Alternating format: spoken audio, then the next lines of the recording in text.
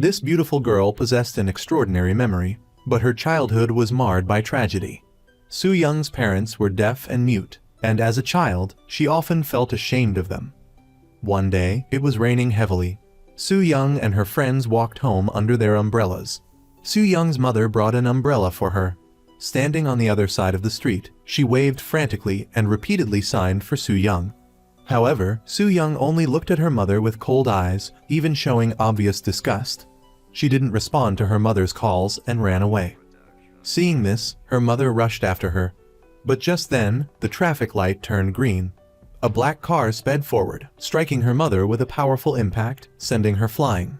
Hearing the collision, Soo-young turned around and saw her mother lying motionless in the pouring rain. The car that caused the accident quickly fled the scene. Soo-young's mother was rushed to the hospital. Her father quickly arrived as well. However, her mother didn't survive. Outside the operating room, Soo-young and her father pleaded with the doctors and the police for help. But the police seemed indifferent and quickly left. At that moment, images flashed through Soo-young's mind.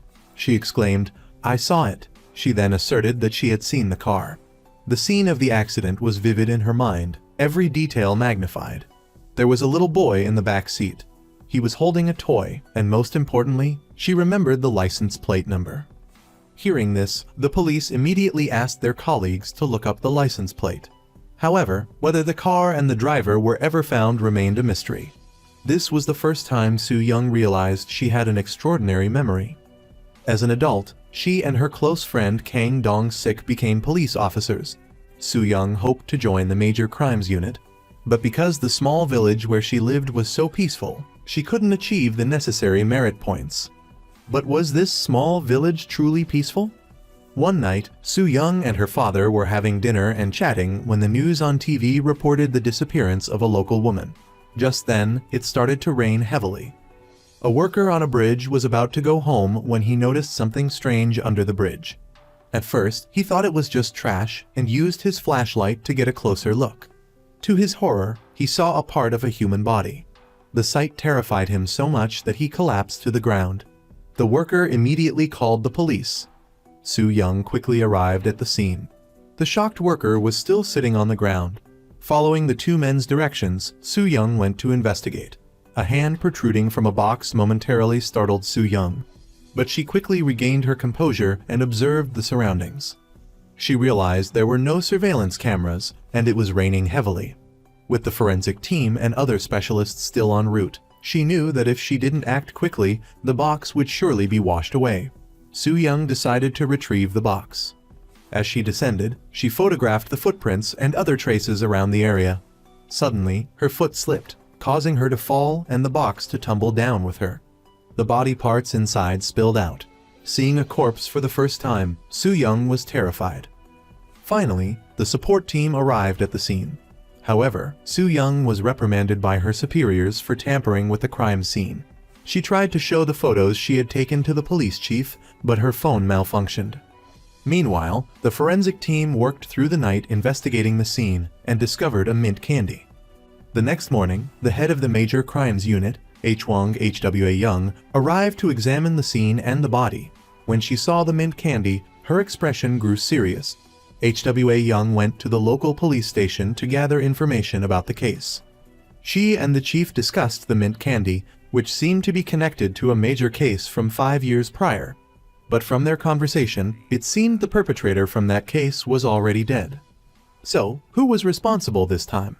Meanwhile, Soo-young was struggling with the case report. Suddenly, her pen dropped to the floor. As she bent down under the desk to retrieve it, the officials in charge of the case entered the room one by one. Soo-young remained hidden under the desk, not daring to come out. However, due to the compromised crime scene, a heated argument erupted between the officials. Seeing the tense situation, the chief slammed his hand on the table, trying to mediate. At that very moment, Soo-young bumped her head on the underside of the table, revealing her presence. The officials immediately ordered her to leave the room. But Soo-young insisted that she remembered every detail of the crime scene. Initially, everyone dismissed her claims as nonsense. However, Hwang Hwa-young asked her to recount what she saw. Relying on her memory, Soo-young accurately recreated every detail of the scene, from the cracks on the box, the shape of the footprints, the direction of the victim's hand, to the scattered items around the box. After listening, most people were skeptical, unable to believe that she could remember so clearly in such a chaotic situation. Just then, Soo-young's phone, the one she used to photograph the scene, was finally repaired. When they connected the phone and reviewed the pictures, they found that everything perfectly matched Soo-young's earlier description. After the confirmation, Hwang Hwa-young announced that the Major Crimes Unit would take over the case. While driving back to the Major Crimes Unit headquarters, Hwang Hwa-young called a mysterious man to report the situation. Upon returning to headquarters, she immediately directed the continuation of the investigation. In a conversation between the members of the Major Crimes Unit, they again mentioned the explosion at the three-way intersection, a major case involving mint candy that occurred 5 years prior. Despite finding traces of mint candy at the current crime scene, they hadn't found the perpetrator's DNA, leaving the case shrouded in controversy. Later, Soo-young was summoned to the Major Crimes Unit headquarters. Hwang Hwa-young questioned her in detail about her memory abilities. Through their conversation, she discovered that Soo-young could perfectly memorize crime scenes in stressful situations or completely unfamiliar environments. At this time, a member of the investigative team reported finding a suspect who had contacted the victim through 3 phone calls. Hwang Hwa-young ordered surveillance and tracking of the suspect's location. She then personally took Soo-young to a factory. On the 3rd floor of the factory, Soo-young met a mysterious man in a wheelchair, the same man who had spoken to Hwang Hwa-young on the phone. Upon first meeting Soo-young, this man was able to accurately predict her age, height, and weight. However, the mysterious man continued to question her, asking Soo-young to recount everything she saw from the moment she got out of the car to when she reached the 3rd floor. This surprised Soo-young. He further inquired about the appearance and clothing of the security guard downstairs and the number of lights on the 3rd floor. Soo-young answered each detail correctly. He then asked her to describe the scene of the earlier body disposal, specifically focusing on the bystanders. Soo-young mentioned seeing a man holding a dog leash but couldn't provide any further description. After listening, the mysterious man finally introduced himself. However, he expressed dissatisfaction with Soo-young's description. He stated that the reason Soo-young possessed such an extraordinary memory was due to hyperthymesia. He even deduced that Soo-young had a tragic childhood. However, he seemed to downplay her experiences, leaving both of them dissatisfied at the end of the meeting. Meanwhile, there was a new development in the body dismemberment case. The police identified the suspect's address and went to arrest him. But when they arrived, the suspect had already left and was in a taxi. At the suspect's house, the police discovered numerous photos of the victims. The scene shifts to the suspect he has turned himself in at the police station. He even brought the murder weapon, and his shirt is stained with ketchup. He laughs and confesses to being the peppermint candy serial killer, Peppermint. He is then arrested. Soo-young watches the news report of the suspect's arrest and recognizes him as the man who was standing at the crime scene that day. He claims to be the peppermint candy serial killer who committed the murders 5 years prior. However, a renowned bloodstain pattern analyst with distinctive small eyes insists that the peppermint killer died 5 years ago. While having dinner with the team captain, Soo-young overhears that in the intersection explosion 5 years ago, the fiancé of a bloodstain pattern analyst Oh Hyun-ji also died. Oh Hyun-ji himself was severely injured and subsequently disappeared. Upon hearing this, Soo-young connects the recent events and realizes that the man in the wheelchair she met earlier is Oh Hyun-ji, the bloodstain pattern analyst injured in the explosion. Soo-young begins to understand that Oh Hyun-ji is likely testing her. She returns to the crime scene, hoping to find any overlooked clues. Suddenly, she remembers seeing a suspicious taxi in the distance that day. The car stopped momentarily, but no one got out. Meanwhile, due to public pressure, higher-ups force Chief Choy Hyang-pill to quickly close the case. Choy Hyang-pill approaches Hwang Hwa-young, urging her to transfer the suspect to the prosecutor's office soon. However, Hwang Hwa-young believes the suspect is still hiding something. After hanging up, Choy Hyang-pill returns to his office to find Jae-min knocking on the door. It turns out Jae-min is the snake, a mole planted by Choy Hyang-pill within the Special Investigation Team. Soo-young visits Oh Hyun-ji again and reports her findings. However, Oh Hyun-yi shows no reaction. Disappointed, Soo-young is about to leave when the door suddenly opens. Oh Hyun-yi removes his glasses and appears before her. The timeline flashes back several years. A beautiful woman in a white dress is putting on makeup. She opens her phone, a picture of her with Oh Hyun-yi appears. It's Oh Hyun-yi's fiancé, Isu. After a concert, she gets into a taxi, but Isu doesn't know that this ride will lead her down a path of no return. Elsewhere, Oh Hyun-yi seems to have a premonition. He tracks Isu's location and pursues her. At an intersection, numerous cars are stuck in a traffic jam, and smoke billows into the air. Seeing this, Oh Hyun-yi immediately grabs his gun and rushes to the scene. At the center of the intersection, several cars are mangled from collisions. Flames erupt, and gasoline spills everywhere. Oh Hyun-yi frantically searches for Isu. Finally, he finds her unconscious in an overturned car. As Oh Hyun-yi is about to rescue Isu, a dark figure darts past. He immediately changes direction, determined to chase the mysterious figure, firing a warning shot. Oh Hyun-yi quickly handcuffs the figure in black and tells him to stay put. Then he turns back to save Isu. At that moment, a nearby car suddenly explodes. Despite the danger, Oh Hyun-yi continues trying to break the car window. Hwang Hwa-young arrives at the scene. Seeing the perilous situation, she yells at Oh Hyun-yi to get away. But before she finishes her sentence, another car explodes. Despite this, Oh Hyun-yi refuses to give up.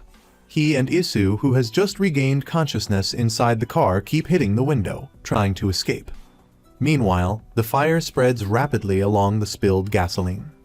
Finally, the car where Isu is trapped explodes. Outside, Oh Hyun-yi is thrown back by the blast.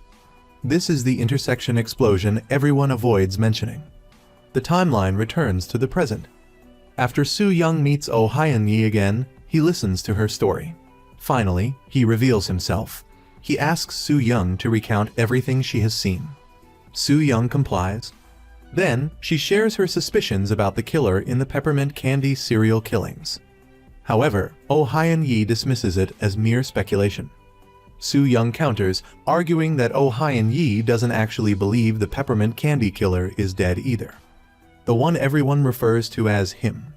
Soo-young deduces that the reason Oh Hyun-yi sought her out was to confirm whether he had truly returned. Without waiting for Oh Hyun-yi's response, Soo-young expresses her desire to join the special investigation team. However, Oh Hyun-yi remains doubtful of her abilities. Just when Soo-young feels her chance to join the team is lost, Oh Hyun-yi asks her one question: why? Soo-young replies that she also has someone she must catch, the driver who hit her mother years ago. Finally, Soo-young is accepted into the special investigation team. However, the other team members clearly don't welcome her. While they are meeting to discuss the body dismemberment case, Soo-young suddenly notices that the earring in the photo is identical to one she saw on a missing person flyer. She retrieves the flyer to compare, and it's a perfect match. The special investigation team immediately begins investigating the girl. That day, they receive news from the forensic doctor that there might be another victim. Seung-jae, the girl with the earring, could still be alive. However, Choy Hyang-pill continues to pressure Hwang Hwa-young, giving her only 1 day to solve the case. Hwang Hwa-young and Soo-young return to interrogate Kang Seung-hwan, the man who previously confessed. Meanwhile, Oh Hyun-yi listens in on the interrogation remotely. When Kang Seung-hwan hears that another person's DNA was found on his weapon, his expression changes. Hwang Hwa-young shows him the photos taken at his house, trying to force him to reveal the location of the remaining victim. However, Kang Seung-hwan remains frantic and consistently tries to mislead the police. The special investigation team narrows down the victim's possible location to a 20 km radius around Kang Seung-hwan's residence. As they try to further refine the search area, Soo-young suddenly remembers that Kang Seung-hwan's gaze lingered on a particular photo during the interrogation. Based on this photo, they quickly deduce that the victim might be in an abandoned cement factory. Upon arriving at the factory, they find the door locked, and the key is in the possession of the factory owner, who is currently unreachable. Left with no other option, they search for a ventilation pipe. The pipe is very narrow, and Soo-young volunteers to crawl inside. Before she enters, Hwang Hwa-young gives her an earpiece directly connected to Oh Hyun-yi. Soo-young ventures deep into the factory's basement. It's pitch black inside, and she can only navigate with her flashlight. The deeper she goes, the more her communication device suffers from interference, losing connection. Meanwhile, the team outside discovers a risk of ground collapse due to heavy rain. Hwa-young immediately orders Soo-young to return, but she can't hear. Soo-young continues past a passage until she reaches a wall. She reports this through the earpiece, but there's no response. She turns back, but after a few steps, the passage collapses, causing her to fall into a hidden space not on the map. In a semi-conscious state, Soo-young begins muttering about her mother's accident, which Oh Hyun-yi hears. At this point, Oh Hyun-yi finally decides to help her. Soo-young struggles to her feet and follows Oh Hyun-yi's instructions to keep moving forward. He reminds her to stay alert and utilize her senses of smell and touch. He guides Soo-young to follow the vibrations of a pipe to a wall. He then instructs her to knock on the surrounding walls to search for clues. As Soo-young knocks, Oh Hyun-yi adjusts his equipment to pick up the sounds more clearly. Finally, they pinpoint the exact location. She enters and immediately notices a change in the air. Then, she finds a light switch. Oh Hyun-yi tells her to close her eyes first, and upon opening them, to immediately rely on her first reaction to make a judgment. Soo-young follows his instructions, flips the switch, and waits. A moment later, Oh Hyun-yi told her to open her eyes. Upon seeing the scene before her, Soo-young screamed in terror and vomited uncontrollably. In front of her, numerous bodies hung suspended, a gruesome spectacle resembling a macabre exhibition. In the center stood a solitary chair. Soo-young struggled to compose herself, relaying precisely what she saw and felt to Oh Hyun-yi. Suddenly, the ceiling began to collapse. Oh Hyun-yi immediately urged Soo-young to leave. However, believing there might still be survivors, Soo-young refused to give up. She continued to scan her surroundings, searching relentlessly. Finally, she spotted someone trapped in a shadowed corner. At that same moment, the police outside broke through the door and rushed in. The victim was quickly transported to the hospital. Soo-young removed her headset, understanding that it was thanks to Oh Hyun-yi's help that she was able to find the victim. Meanwhile, the police were holding a press conference about the case. A reporter questioned whether the perpetrator of a past explosion was truly dead. Choy Hyang-pill and other officials firmly asserted that he had perished in the incident. Soo-young and her colleagues from the Special Investigation Team went out for a celebratory meal. Descending the stairs, they encountered a strange man, but didn't pay him much attention. Elsewhere, Hwang Hwa-young and Oh Hyun-yi continued their discussion about the perpetrator. Oh Hyun-yi believed he would undoubtedly resurface. A new day began. As Soo-young was buying a drink, the vending machine seemed to malfunction. Simultaneously, a shadowy figure slipped into the locker room. The camera shifted to a locker bearing the name Jin-seong-hwan. In another scene, a member of the Special Investigation Team was monitoring Kang Seung-hwan. Suddenly, he experienced a stomach ache and excused himself to use the restroom. Before leaving, he instructed another officer to keep watch over Kang Seung-hwan. Shortly after, another officer arrived to relieve him. His uniform displayed the name Jin-seong-hwan. But was he truly Jin-seong-hwan? This individual quietly stood up and entered the interrogation room. He approached Kang Seung-hwan from behind and produced a length of rope. Indeed, he had come to eliminate Kang Seung-hwan. His actions were incredibly swift. By the time the Special Investigation Team discovered what had happened, Kang Seung-hwan was dead. When forensic investigators examined the scene, they discovered a peppermint candy. After the deed, the perpetrator removed all the surveillance footage from the interrogation room. The investigation team couldn't identify his appearance, leaving everyone bewildered. Hwang Hwa-young immediately ordered an expanded investigation. An incident occurring within the investigation team itself, coupled with the reappearance of the peppermint candy, alarmed the high-ranking police officials.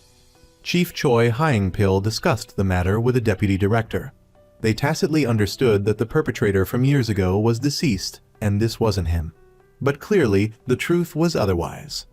They simply wanted the public and higher-ups to believe he was dead. They knew Hwang Hwa-young would continue to investigate. This also explained why Choy Hyang-pill had planted someone close to Hwang Hwa-young. Jin reported the special team's investigation progress to Choy Hyang-pill. Choy Hyang-pill ordered his subordinate to apprehend the culprit before Hwang Hwa-young did. The coroner performed an autopsy on Kang Seung-hwan. Simultaneously, Oh Hyun-yi was listening in. He speculated that the murder weapon might have been very thin fishing line or piano wire. Kang Seung-hwan showed almost no signs of struggle, indicating he was eliminated swiftly. He was likely too terrified to resist, completely overwhelmed.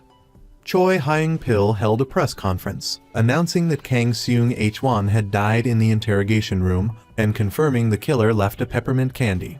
He assured the public that this was merely a copycat crime, mimicking the serial killer from years past. This news caused a public uproar, sparking widespread discussion among the media and the public. Soo-young and Jae-min reviewed all the surveillance footage. Suddenly, Soo-young noticed her own image in one of the clips. She recalled that on the day of the incident, while buying a drink, the vending machine malfunctioned. A coin dropped to the ground, and a strange man picked it up for her. Although she felt something was amiss, she couldn't be certain. The scene shifted to a park. A woman was walking her dog, but the leash slipped, and the dog ran off. Panicked, she chased after it and encountered a man who introduced himself as a veterinarian. He claimed the dog was sick and offered to examine it. During the examination, he seemed to do something surreptitious. The special investigation team held a meeting about Kang Seung-hwan's murder. Oh Hyun-yi listened in via phone and texted Soo-young to meet him. Choy Hyang-pill clearly wanted to prevent Hwang Hwa-young and her team from investigating. He didn't give them a specific task, only instructing them to support another group. However, Hwang Hwa-young wasn't about to sit idly by. She was determined to catch the killer before the other team. Meanwhile, the woman from the park brought her dog to the veterinarian's clinic. The man examined the dog and suggested keeping it for treatment. He appeared very kind, even waiving the fees. After sending his nurse home early, he handled the remaining tasks himself. He placed the dog in a cage, observed it for a long moment. Then his demeanor changed completely, becoming extremely strange. He pulled out a cabinet, revealing a hidden door, and ducked inside. Night fell, and the woman returned to the veterinary clinic. She called out for the doctor, but no one answered. Suddenly, the man appeared from behind her. He claimed the dog's condition had worsened abruptly and invited her inside to examine it and explain further. Just as she was about to follow, she noticed a ketchup stain on his clothes. She hesitated, apprehensive. The man turned, revealing a weapon. She fled towards the door, screaming for help. However, it was too late. She was injured in the head, continuing to run in terror, screaming as she went. The man, now out of control, pursued her, yelling obscenities. Finally, he delivered a powerful blow to her head, knocking her unconscious. Elsewhere, Soo-young received the text and went to Oh Hyun-yi's house. He told her that Kang Seung-hwan likely had an accomplice, but Hyang-pill couldn't recall any specific details related to that day. Oh Hyun-yi suggested that Soo-young might have remembered something but hadn't realized it yet. He asked her to close her eyes, imagine herself at the police station, and try to recall every event of the past few days. Soo-young suddenly remembered the evening she had dinner with her colleagues. She had encountered a strange man then. Continuing to ponder the details, she finally realized this man had been present at the scene of the first crime. Kang Seung-hwan had been holding a dog leash, and the man was carrying a dog wearing a collar that perfectly matched the leash. This mysterious man was the one who attacked the woman in the park. Soo-young immediately went to Kang Seung-hwan's house to search for any overlooked clues. But at that moment, it seemed someone was inside. She gently tried the doorknob from outside. There seemed to be movement inside. Nevertheless, Soo-young entered. She used her flashlight and continued to search the house. While looking at a photo on the window, Oh Hyun-yi, on the other end of the headset, told her there was someone else in the house. He told Soo-young not to speak and to slowly back out. Soo-young retreated, and at that moment, the other person emerged from under a table. Only a bookshelf separated them. Suddenly, the person knocked over the bookshelf and ran out. Soo-young struggled out from behind the bookshelf and continued searching. Soo-young realized a photo on the window was gone. She tried to recall the details of the photo and noticed a reflection in the glass of a man taking a picture. That man was Kang Seung-hwan's accomplice. Hwang Hwa-young quickly met with Oh Hyun-yi and learned about the accomplice. Oh Hyun-yi speculated that the accomplice had approached Kang Seung-hwan through his dog, and that his work might be related to animals. Through the search team's relentless investigation, they finally found a man named Jeong Chan-gu. This man had a history of contact with Kang Seung-hwan and was a veterinarian. At this time, Jeong Chan-gu was preparing something. A woman locked inside was crying for help. He walked over to a table full of tools, carefully selected a hammer, and then approached the cage holding the woman. Just as he was about to strike, the search team arrived in the vicinity, but they hadn't pinpointed his exact location yet. Soo-young put on her headset again and contacted Oh Hyun-yi. Oh Hyun-yi told her to recall the missing photo from Kang Seung-hwan's house. Soo-young remembered that there was a mural in the background of the photo where Kang Seung-hwan was standing, so she hurried to find that mural. Finally, at an intersection, Soo-young spotted the mural and compared it with the photo. She located the veterinary clinic. The team members quickly gathered at the clinic. Through the surveillance camera, Jeong Chan-gu saw the situation outside. At the same time, he received a strange message, telling him to escape if he didn't want to be caught. The search team entered the veterinary clinic to search. Seeing this, Jeong Chan-gu decided to flee. Following Oh Hyun-yi's suggestion, Soo-young quickly noticed a gap between the wardrobe in the photo and the wall. Just then, Jeong Chan-gu escaped through a different door. Soo-young and her colleagues finally found the hidden door. Inside, they discovered belongings from victims of previous cases and rescued the woman imprisoned by Jeong Chan-gu. Jeong Chan-gu drove away.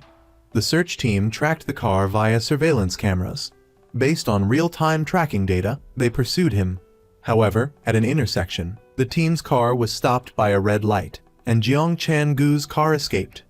It turned out that all of this was due to Jae-min, the surveillance officer, who had followed Choy Hyang-pill's instructions. It seemed that Jae-min and Choy Hyang-pill had made some sort of deal. Jeong Chan-gu arrived at a seaport, looking panicked, as if searching for someone. Suddenly, he bumped into a port worker and brutally murdered him. The search team arrived shortly after, discovered the body of the port worker, and continued their search. At this point, Jeong Chan-gu hid in a freezer warehouse. The team members split up to search. Soo-young found the freezer warehouse and tried to contact her teammates through her headset, but the officer with her couldn't hear clearly. Left with no other choice, Soo-young went inside alone. She searched through the shelves and opened another door. Unexpectedly, Jeong Chan-gu appeared, knocked over the shelves, and knocked Soo-young unconscious. Oh Hyun-yi heard the situation through the headset and called Hwang Hwa-young, informing her of Soo-young's location. The two of them immediately rushed over. Inside the warehouse, Jeong Chan-gu dragged the unconscious Soo-young into a room, dropping her headset. At the same time, other members of the search team also arrived. As Jeong Chan-gu was about to harm Soo-young in the freezer, he suddenly heard a knocking sound. He followed the sound and, surprisingly, a shadowy figure appeared behind him, delivering a powerful blow to his leg, causing him to fall. Jeong Chan-gu quickly got up and struggled with the person. It turned out that this mysterious person was the one who had sent him the warning message earlier. While searching, Hwang Hwa-young picked up Soo-young's dropped headset and contacted Oh Hyun-yi. Following his instructions, they finally found an ice-making room where Jeong Chan-gu and the mysterious man had their altercation. They successfully found Soo-young. However, when the second team of the search team expanded their search and continued to investigate, they found nothing. Overnight, the freezer warehouse at the port began transporting the ice blocks it had produced via a conveyor belt. Workers transferred the ice blocks one by one. However, one ice block seemed unusual. When they turned it over, a body was inside. The workers were immediately terrified. Soon after, other ice blocks also revealed bodies inside. Hwang Hwa-young conducted an identification and confirmed that the body was Jeong Chan-gu. Choy Hyang-pill reported that Jeong Chan-gu had fallen into a water tank in the freezer warehouse and concluded the cause of death was drowning. Hearing this, the deputy minister breathed a sigh of relief and ordered Choy Hyang-pill to quickly close the case. Hwang Hwa-young also informed Oh Hyun-yi of the situation. However, they still hadn't found the crucial evidence related to the mint candy. Oh Hyun-yi speculated that Jeong Chan-gu was lured to the port and that the mysterious butcher was the one who eliminated him. But the police leadership didn't think so. They reported to the police chief, deciding to close the case with the conclusion that Jeong Chan-gu slipped, fell into the water tank, and drowned. At this moment, Hwang Hwa-young objected, arguing that this was likely a serial murder case and requested to continue the investigation. Soo-young thought that she would leave the search team once the case related to Kang Seung-hwan was closed. But Hwang Hwa-young handed her an official transfer order, officially assigning her to the search team. That day, Choy Hyang-pill had a secret conversation with the deputy minister. He took out a mint candy, saying he had retrieved it from Jeong Chan-gu's mouth. It turned out he had sneaked into the morgue when no one was around and found the candy. Hwang Hwa-young was completely unaware of this. At the same time, Najun-seok entered their private room. Oh Hyun-yi deduced that both Kang Seung-hwan and Jeong Chan-gu were eliminated by the same person. The mint candy was clearly part of his plan. The killer had completed his plan and returned home. He pulled back the curtains, revealing a wall covered in photographs. Several photos had been crossed out, including those of Oh Hyun-yi and Najun-seok. Najun-seok's photo also had a red dot on it, seemingly signifying something. After finishing his work, Najun-seok returned to the underground parking lot.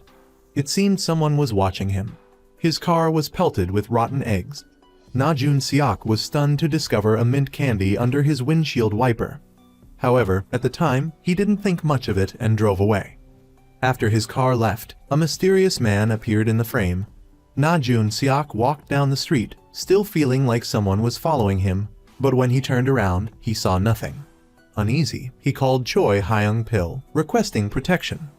Those assigned to protect him were members of the search team. They followed him from their vehicle. Suddenly, someone attacked Najun-seok outside. The team quickly intervened and chased the attacker. Soo-young glanced at a pile of trash by the roadside, but didn't pay much attention to it. The team chased the attacker to a plaza. Soo-young spotted a man in a plaid jacket in the crowd, looking panicked. His jacket was missing a button, matching the button Soo-young had seen in the trash pile earlier. She immediately reported this discovery to the police. Quickly, the three officers coordinated and apprehended the man. After interrogation, they identified the attacker as Kim Min-woo. He confessed that Najun-seok had falsely accused him of being the butcher, leading to his sister's suicide, so he came for revenge. The mint candy in the car was only meant to scare Najun-seok. That day, Najun-seok participated in a book signing. A fan came for an autograph, asking if he would keep his promise. This person was referring to Najun-seok's previous statement that if the killer were still alive, he would trade his own life. Najun-seok just smirked, unconcerned. While the team was discussing Kim Min-woo's case, a package was delivered. Inside was a book written by Najun-seok, but the signing date on the book was tomorrow's date. The next day, Oh Hyun-yi, Hwang Hwa-young, and Soo-young gathered. Oh Hyun-yi shared his deductions with the two. He pointed out that Chief Choy Hyang-pill was the one who took the mint candy. The killer had eliminated the two previous individuals to prove his superiority. The purpose of all this was to send a message to Oh Hyun-yi that he was still alive. Oh Hyun-yi asserted that the murders would continue, and the intervals between them would become shorter. The next target was likely Najun-seok because he had spread the news that the killer was dead, an act the killer perceived as contempt. However, they were still unclear about the time and place of the next attack. Soo-young suddenly remembered the book sent to the search team yesterday. The signing date on the book was today, and the note inside was also unusual. Coincidentally, Najun-seok had a live broadcast tonight at 8 o'clock. In the previous episode, a user with the ID Mint Candy had asked Najun-seok, if he were still alive, what would you do? Hwang Hwa-young immediately instructed the team members to protect Najun-seok. but when they called him, he didn't answer. Through investigation, they determined that the user Mint Candy was currently at the broadcasting station. The police contacted the station to request cancellation of the broadcast, but the station was uncooperative. Meanwhile, danger was closing in on Najun-seok. The search team members finally arrived at the broadcasting station and began searching for the butcher. At the same time, Hwayang-ju was analyzing the broadcast. Initially, the screen was filled with live chat messages. A user named Peppermint Candy sent another message, asking Najun-seok, "If that guy is still alive, are you really going to let it go?" Hwang rushed to the central control room again to request stopping the live broadcast. However, the request was denied once more. Members of the search team blended into the audience, continuing their search. On the other end, Hwayang detected interference in the signal. Before losing contact with Soo-young, he managed to warn her. "He's made his move. There's no time left." Hwayang was certain the killer was hiding somewhere in the studio, preparing to use a prop to carry out the murder. Soo-young immediately approached the user Peppermint Candy for more information. This person posed a question to Najun-seok. Who will be his next victim? Najun-seok once again insisted that the killer was dead and there wouldn't be another victim. As soon as he finished his reply, Peppermint Candy sent another message. "You're next, and you're going to die right here." The message caused a stir in the studio, but Najun-seok remained defiant, even challenging the killer. "Give it a try." The program cut to a commercial break. The police continued their search. During the break, Najun-seok took a sip of water and noticed a peppermint candy on the table. However, he didn't pay much attention to it and simply lay down to rest. The killer, observing everything from above, finally made his move. He flipped a switch. A stand slowly descended, a thin wire noose dangling from it. As Najun-seok stood up, the noose perfectly encircled his neck. The program returned from the commercial break. Najun-seok barely had time to speak before the killer activated the switch. The noose tightened around his neck. Najun-seok panicked and struggled, but the noose dug deeper. The killer stood above, relishing the scene. He flipped another switch, and Najun-seok was hoisted into the air. At this point, everyone in the studio realized the danger. They tried to intervene, but it was too late. Najun-seok died right before their eyes. Chaos erupted in the studio. Hwang Hwa-young immediately ordered all exits to be sealed. Amidst the pandemonium, Soo-young caught sight of a dark figure above and immediately gave chase. However, in the chaotic crowd, she lost sight of him. Time rewound to 3 days earlier. Soo-young had the feeling she was being followed. A strange man had followed her onto the bus. This man had purchased some tools the day before. Time rewound further to an hour before Najun-seok's murder. The mysterious figure was meticulously preparing. In the end, everything went according to his plan. He successfully escaped the police's notice. When Choy Hyang-pill arrived at the scene, he quickly suspected Hwang Hwa-young of having an inside accomplice. However, Hwa-young concealed the truth, intending to report the incident to Hwayang-ju. But just then, Jae-min discovered her and followed her to Hwayang-ju's factory. Soo-young went upstairs and noticed a pen on the table engraved with the words "Seeing Hospital." She approached, preparing to report the situation. But Hwayang-ju expressed disappointment that she had been in the same room with the killer without noticing anything. Hwayang-ju deemed Soo-young no longer useful and told her to leave. Before she left, he warned her to be careful, as the killer had seen her. While Soo-young and Hwa-young were eating, they talked about the explosion the previous year. Hwa-young said that after that incident, both she and Hwayang-ju had changed. While intoxicated, she reminisced about the happy times she spent with Hwayang-ju's fiancée, Ai-soo, and realized they had once been close friends. Choy Hyang-pill didn't abandon his suspicions about Hwang Hwa-young. He ordered Jae-min to investigate who was behind her. As Hwayang-ju predicted, Soo-young was indeed being followed, and the stalker had found where she lived. Hwayang-ju asked Hwa-young and Soo-young to find the person who placed the peppermint candy on the table. The two women went to the television station. As they were explaining their purpose, a man suddenly rushed away. They immediately gave chase and caught him.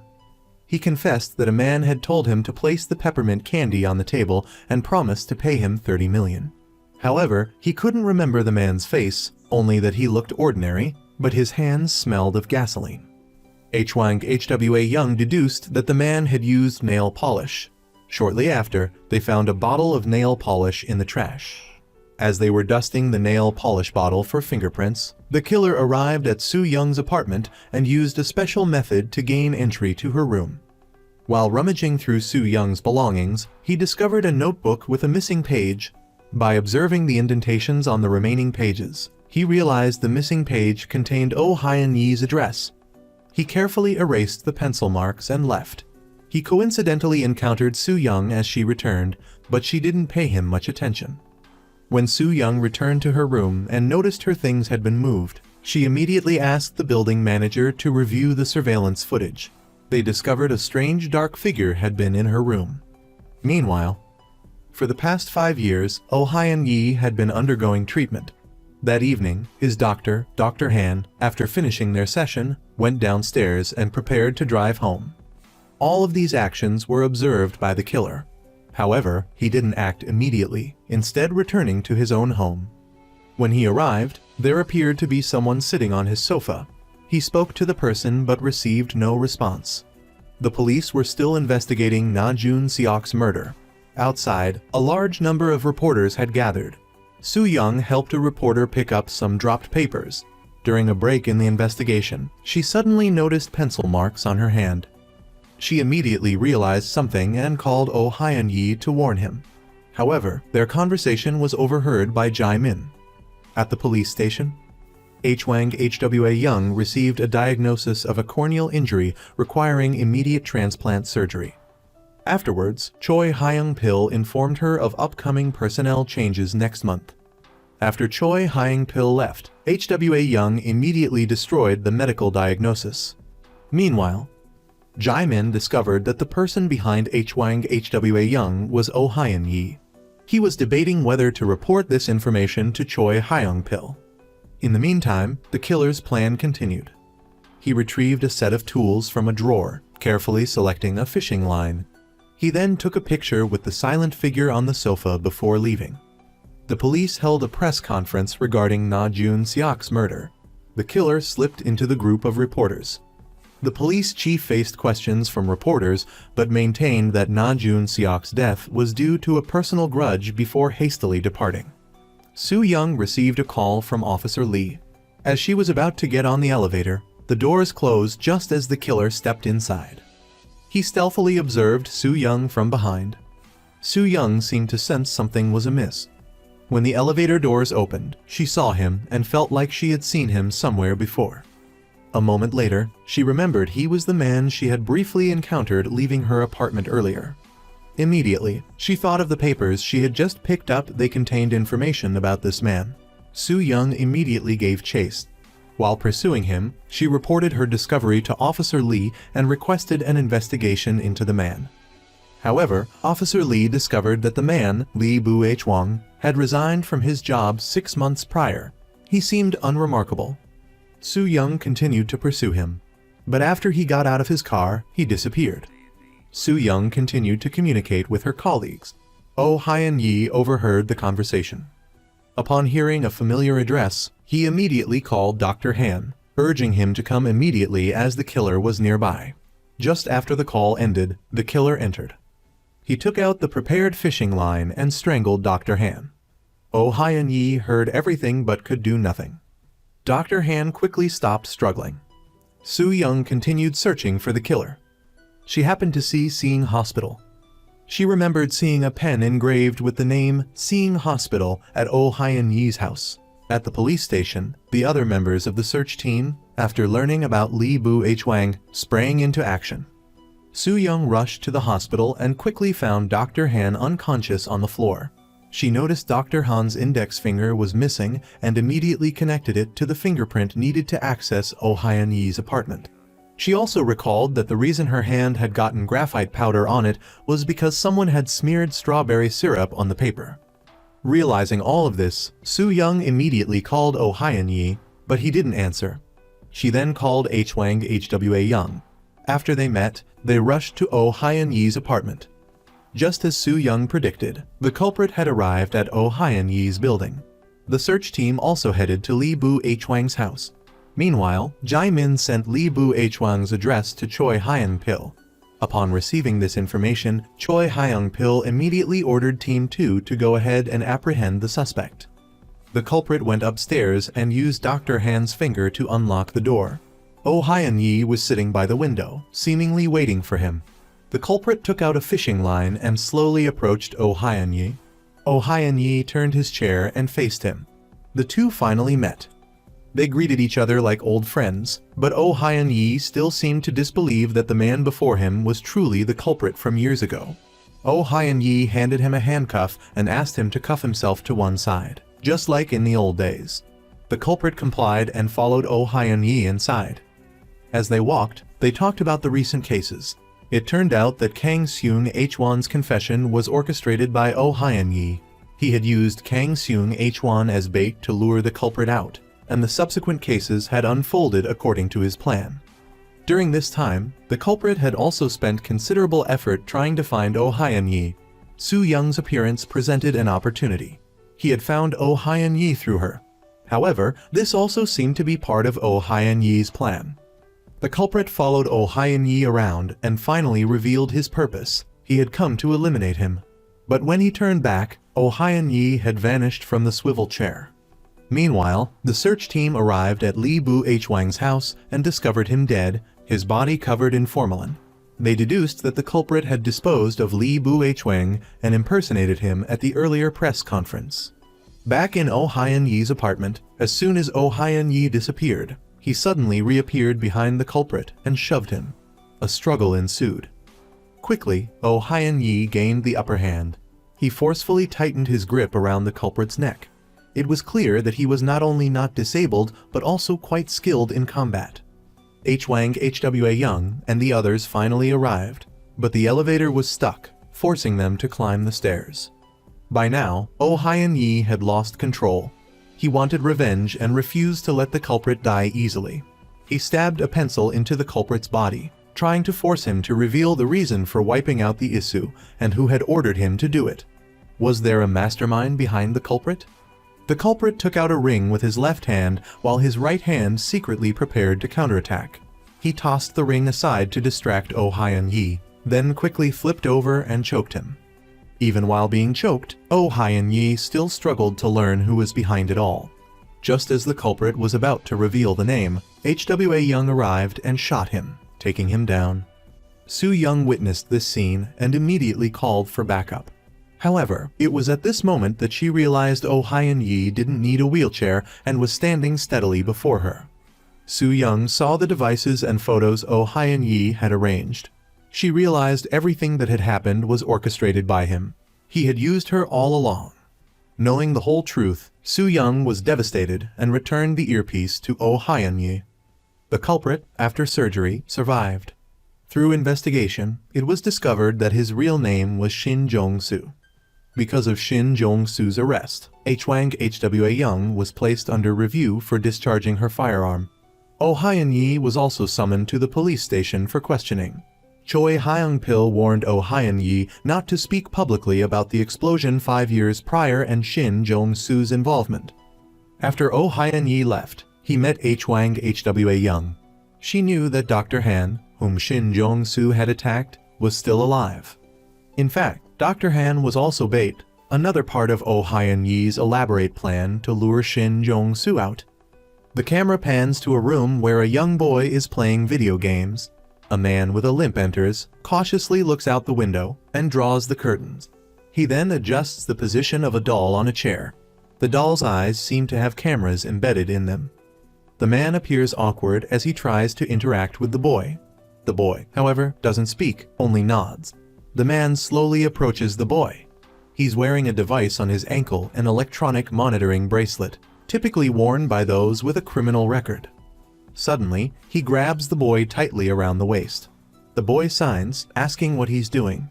The man quickly deflects, giving a dismissive response. The boy continues playing his game, but the man persists. The boy pushes him away and runs out. Soo-young sees the boy at a bus stop and helps him translate his sign language. The boy tells Soo-young his name is Hon-su and that he's waiting for his grandmother. Suddenly, Hon-su looks out the window with a terrified expression. Soo-young asks him what's wrong, but the boy doesn't respond and refuses Soo-young's offer to take him home. However, Soo-young gives him her phone number in case he needs help. While they're talking, Hon-su's grandmother arrives and takes him away.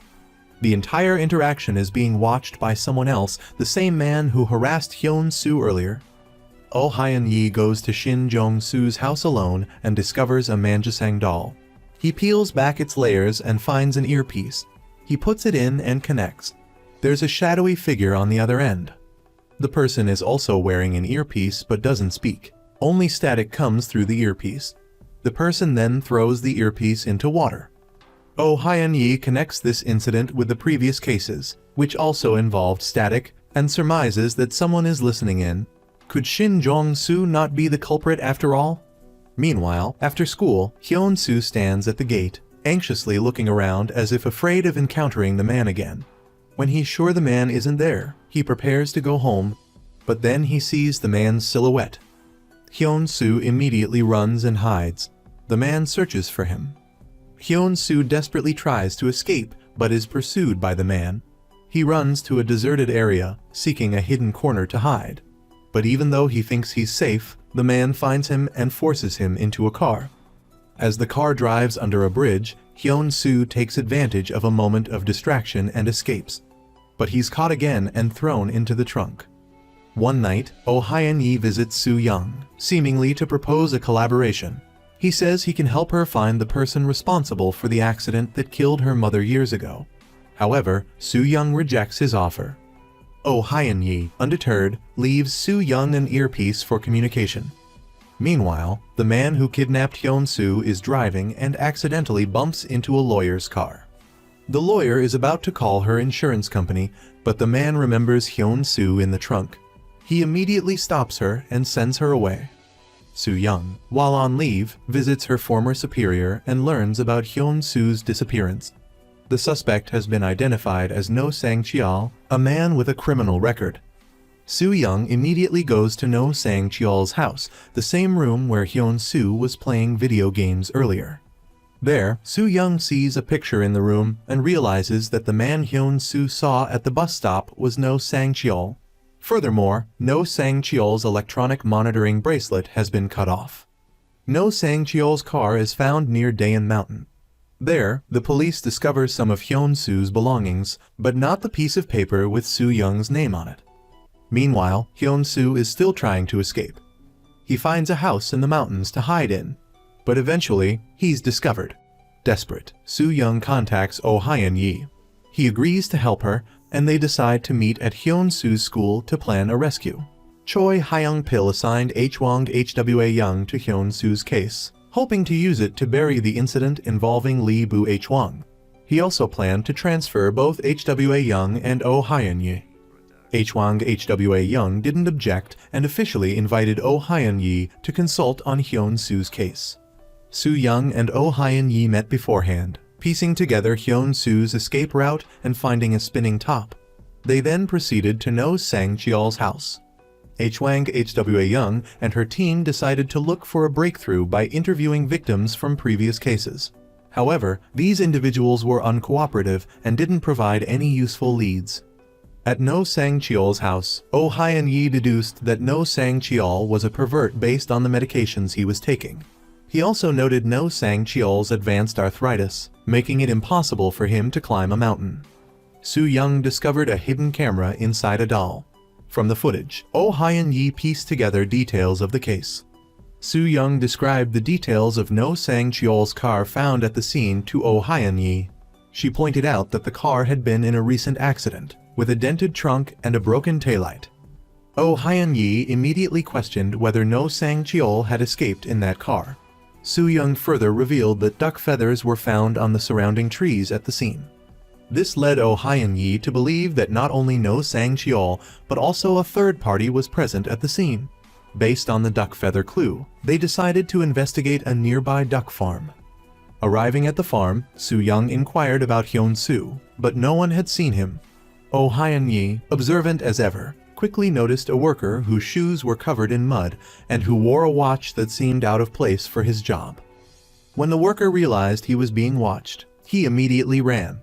Soo-young gave chase, with Oh Hyun-yi pursuing from another direction. At this time, Hwang Hwa-young and her team, alerted by Oh Hyun-yi, arrived and together apprehended the worker. He confessed that Hon-su was dead, and that he had only buried the boy. The police went to the location he indicated and began digging, only to unearth No Sang-cheol's body in a dark storage area. Meanwhile, Hon-su woke up in a burlap sack. He stepped out and found himself in a room filled with toys. He spotted a phone, grabbed a piece of paper, and prepared to call Soo-young. Suddenly, a woman appeared.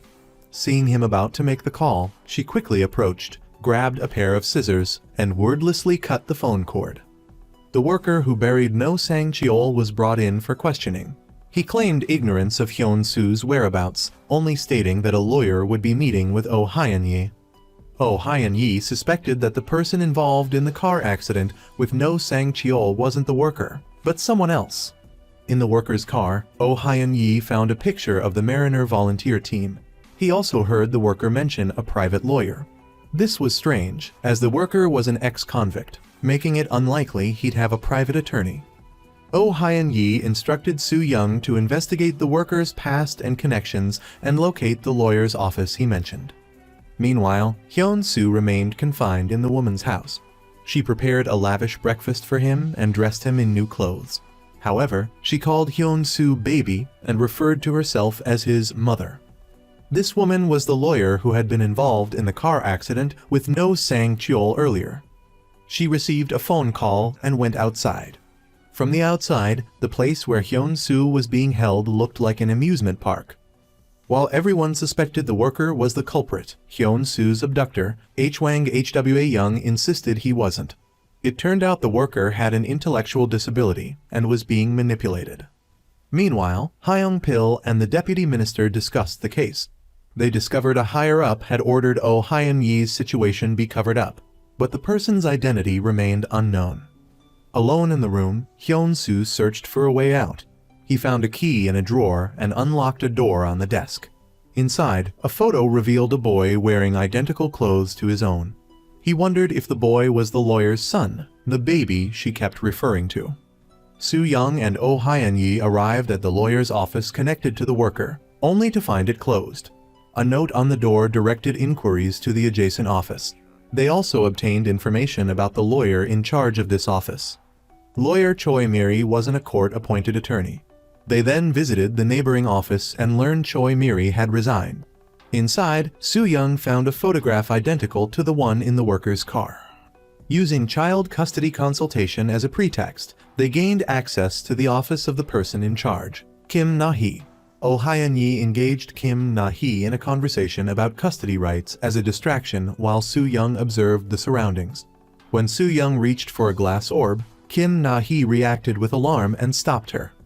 Photos on Kim Na-hee's wall showed her involvement in numerous volunteer activities, including the same group as the worker. Soo-young noted the excessive neatness of the office, suggesting Kim Na-hee had obsessive-compulsive disorder. The absence of any mirrors in the office struck Oh Hyun-yi as odd, suggesting insecurity and a sense of loss. Everyone was brought in for questioning. They discovered Kim Na-hee had been the worker's legal advocate during his time in a correctional facility and had handled his identification process upon entry. Oh Hyun-yi deduced this was a premeditated abduction. The worker craved Kim Na-hee's affection and recognition, which she exploited. Oh Hyun-yi theorized the car accident with No Sang-cheol was initially accidental. However, upon seeing Hon-su in the trunk, Kim Na-hee devised the kidnapping. After eliminating No Sang-cheol, she manipulated the worker into disposing of the body. The worker, driving No Sang-cheol's car, pretended to take Hon-su up the mountain. Hwa-young immediately began investigating Kim Na-hee's movements. Police rushed to her office, but she had vanished. They pursued her car to a bridge, but found someone else inside, about to discard a suitcase. Inside, they found only a dummy. The trail went cold again. hoping for a breakthrough. Oh Hyun-yi turned to Soo-young. She recalled a missing child flyer on Kim Na-hee's desk for a child named Lee Yubin.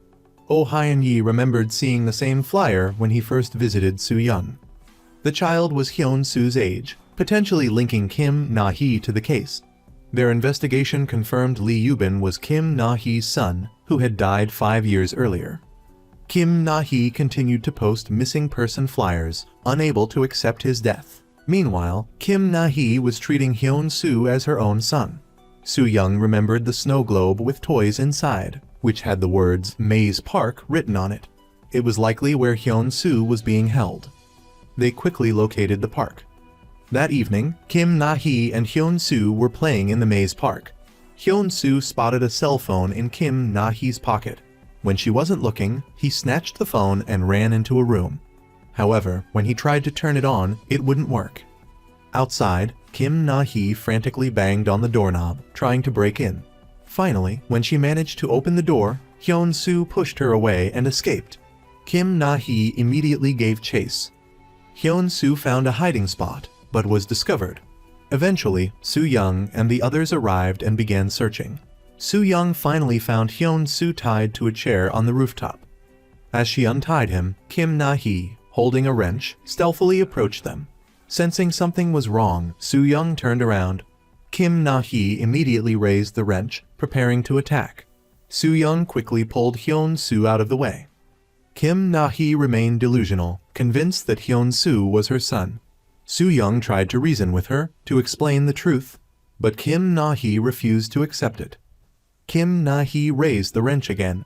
Fortunately, Oh Hyun-yi arrived just in time and grabbed her hand, reiterating that her son had died 5 years ago. Initially distraught, Kim Na-hee gradually calmed down. Oh Hyun-yi then took the wrench from her. With everyone's support, she began to sob uncontrollably. Perhaps, at this moment, she finally accepted that her son was gone. Kim Na-hee was arrested, and Hyun-su was safely rescued. The police held a press conference about Hyun-su's case. Oh Hyun-yi and the police chief met secretly. It turned out that the chief was the one who helped Oh Hyun-yi cover up his case. The chief had promised a dying friend that he would take care of his daughter. That daughter was Isu, Oh Hyun-yi's unmarried girlfriend. The chief then invited Oh Hyun-yi to rejoin the missing persons unit. Oh Hyun-yi told Hwang Hwa-young about being wiretapped. They both suspected that the real mastermind behind everything was still lurking behind Shin Jong-soo. They decided to continue investigating, and Oh Hyun-yi rejoined the unit. Kang Dong-siik helped Soo-young move. He glanced at her notebook and saw a page documenting a toothy traffic accident. It turned out that Soo-young had been investigating her mother's accident all these years, but it seemed she hadn't made much progress. The scene shifted to Chinatown at night. A young man was taking pictures. Suddenly, he heard a strange noise. Following the sound to a deserted alley, he saw 2 men struggling. A man wearing a helmet injected something into the neck of a bald man. Seeing this, the young man quickly changed his position to hide. However, the man in the helmet seemed to have noticed he was being watched. The bald man quickly collapsed, unconscious. The helmeted man dropped him and walked toward the young man's hiding spot, but found nothing and eventually left. The missing persons unit took on the case. They discovered that the victim was the second in command of the D Park gang. It appeared the perpetrator eliminated him for revenge. Hwang Hwa-young realized that the crime scene resembled a stuffed animal claw game, not a typical attack. By now, Oh Hyun-yi had also arrived in Chinatown. Suddenly, a man clutching his neck appeared on the street, frightening passers-by. He then collapsed and died, with a wound identical in appearance to the previous victim. Oh Hyun-yi checked the man's breathing and confirmed he was dead. Soon after, Hwang Hwa-young and her colleagues discovered the second body. They confirmed that the cause of death for both men was poison in the bloodstream. Both victims were from the D Park gang. At that moment, the young man who had been taking pictures earlier reappeared amongst the onlookers, but quickly slipped away. He hurried to an intersection when he saw 4 men in black. Spotting them, his expression changed, and he ran in the opposite direction. The 4 men immediately pursued him. The young man found cover to hide and eventually escaped their pursuit, returning safely to his studio. Inside, he frantically painted. Bending down, he noticed a pair of feet walk past his door. It was the man in the helmet. The four men, having failed to find the young man, were scolded for their incompetence. Their boss had ordered them to find him before the police did. The missing persons unit determined that this case was a result of a turf war between the Ranger and D Park gangs over control of Chinatown's entrance. The victims were members of D Park, and the prime suspect was identified as Ha-ti-sik, the boss of the Rangers and the leader of the four men who chased the young man. Lacking concrete evidence, Hwang Hwa-young ordered a warrant for Ha-ti-sik's arrest to prevent him from escaping. Oh Hyun-yi and Hwang Hwa-young visited a man named Jo Bang-man. They learned that two individuals had left the Rangers to join D Park. Strangely, despite the betrayal and encroachment on their territory, the Rangers hadn't reacted. Meanwhile, someone called the police, reporting that Ha-ti-sik wanted to confess. At the station, he claimed responsibility for the murders. He was brought to an interrogation room. They needed an arrest warrant within 48 hours, but Ha-ti-sik only requested to see Oh Hyun-yi. At that time, Oh Hyun-yi and Soo-young were still at the crime scene, gathering clues. Oh Hyun-yi speculated that the brutality of the murders suggested a desire to show off, take revenge, and express deep hatred. Elsewhere, Ha-ti-sik insisted on seeing only Oh Hyun-yi. The police chief and deputy chief seemed panicked, as if Ha-ti-sik knew something they didn't want revealed. Oh Hyun-yi received the call and went to the interrogation room. It seemed he and Ha-ti-sik knew each other. They exchanged riddles and veiled threats. Finally, Ha-ti-sik said that if Oh Hyun-yi could uncover the truth, he would reveal what Oh Hyun-yi wanted to know.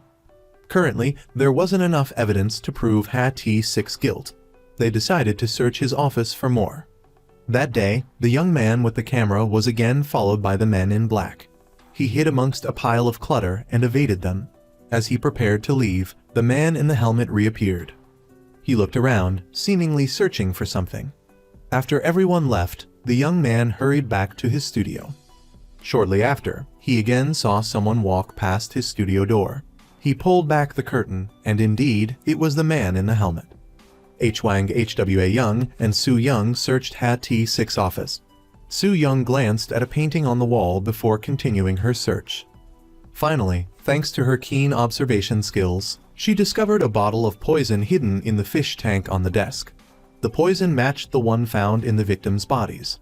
Soo-young gave the evidence to Oh Hyun-yi.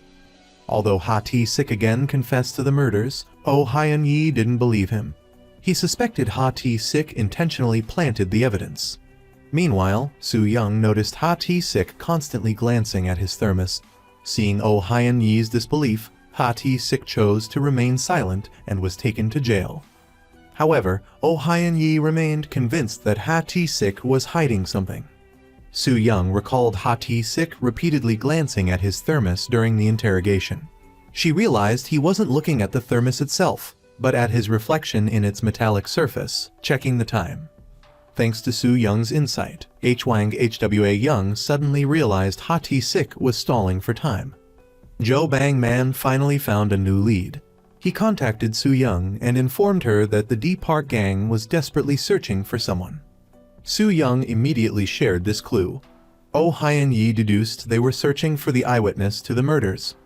Ha-ti-sik was playing for time while D Park's men continued their search.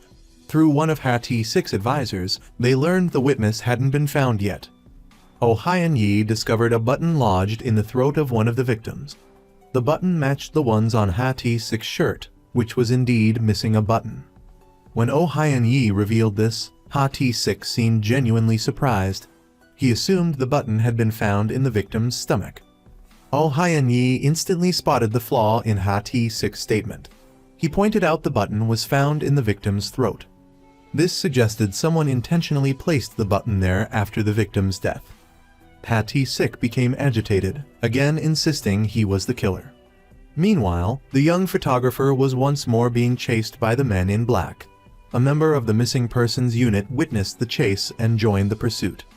The young man was quickly surrounded. Simultaneously, the leader of the pursuers called to report they had found their target. When the missing persons unit arrived, a fight broke out. Soo-young chased after the young man as he fled in the chaos. He told Soo-young he was the eyewitness. He was brought in for questioning. His name was Ju Sa-gang. He claimed the man he saw that night wasn't Dong-siik. However, Ju Sa-gang appeared extremely nervous. His left hand trembled uncontrollably, and he used his right hand to steady it. He described the killer's features and said he'd seen the killer's face. Soo-young asked him to draw a sketch. As he drew, his left hand continued to shake. Near the end of the sketch, he added a scar to the drawing with his left hand. The police investigated Ju Sa-gang and discovered he had a flight booked to the US the next morning. They compared the sketch to known criminals and found it resembled Choi Do-man, the leader of D-Park. Checking Choi Do-man's records, they concluded he was likely involved in the case and issued a warrant for his arrest. They arrived at Choi Do-man's home but found he had disappeared, leaving behind only a black helmet. One day, Choy Hyang-pill received a package from Dong-siik. Inside was a USB drive. Upon opening it, he found 3 video clips from Dong-siik's office. The timestamps on the videos coincided with the time of the incident, proving that Dong-siik wasn't present at the scene when Choi Do-man died. Dong-siik had taken the fall for him. However, Dong-siik's attempt to confess was dismissed. Despite this, Dong-siik continued to evade questions and hinted at a secret related to an explosion 5 years prior. Oh Hyun-yi inquired about this secret, but just then, Choy Hyang-pill burst in and demanded Dong-siik's release. Everyone had to let him go. Oh Hyun-yi knew this was all part of Dong-siik's plan. But there was one element he hadn't anticipated: Ju Sa-gang, the sole witness to Choi Do-man's disappearance and Dong-siik's subsequent release. All they could do was gather the remaining clues. Soo-young continued to examine Ju Sa-gang's drawing, feeling like she'd seen the signature somewhere before. Then, Oh Hyun-yi entered and asked her to continue investigating Ju Sa-gang. At that moment, Soo-young finally remembered that in Dong-siik and Choi Do-man's offices were 2 paintings, both bearing the same signature. Furthermore, the signature on these 2 paintings matched the one on Ju Sa-gang's drawing of the killer. Therefore, it could be concluded that Ju Sa-gang had painted both of those paintings as well. Soo-young and Oh Hyun-yi went to Ju Sa-gang's house to investigate further. The front door was locked, so they had to enter through the back.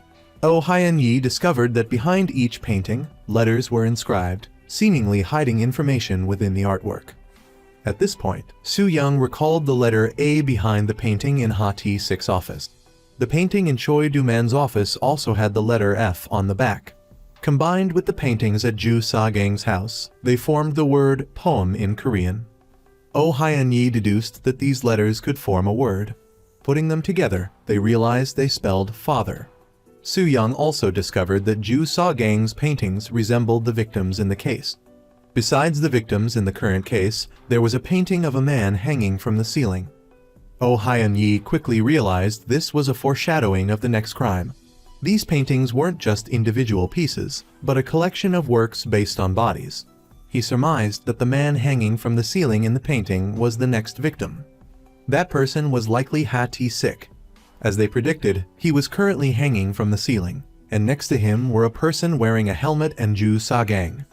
The search team tracked Ju Sa-gang and immediately headed to the location. However, upon arrival, they discovered the helmeted person and Ju Sa-gang arguing. It turned out that Dong-siik was Ju Sa-gang's father. It appeared that Ju Sun-hai's mother had been harmed by Dong-siik in a container at the abandoned logistics center, the very place they were standing.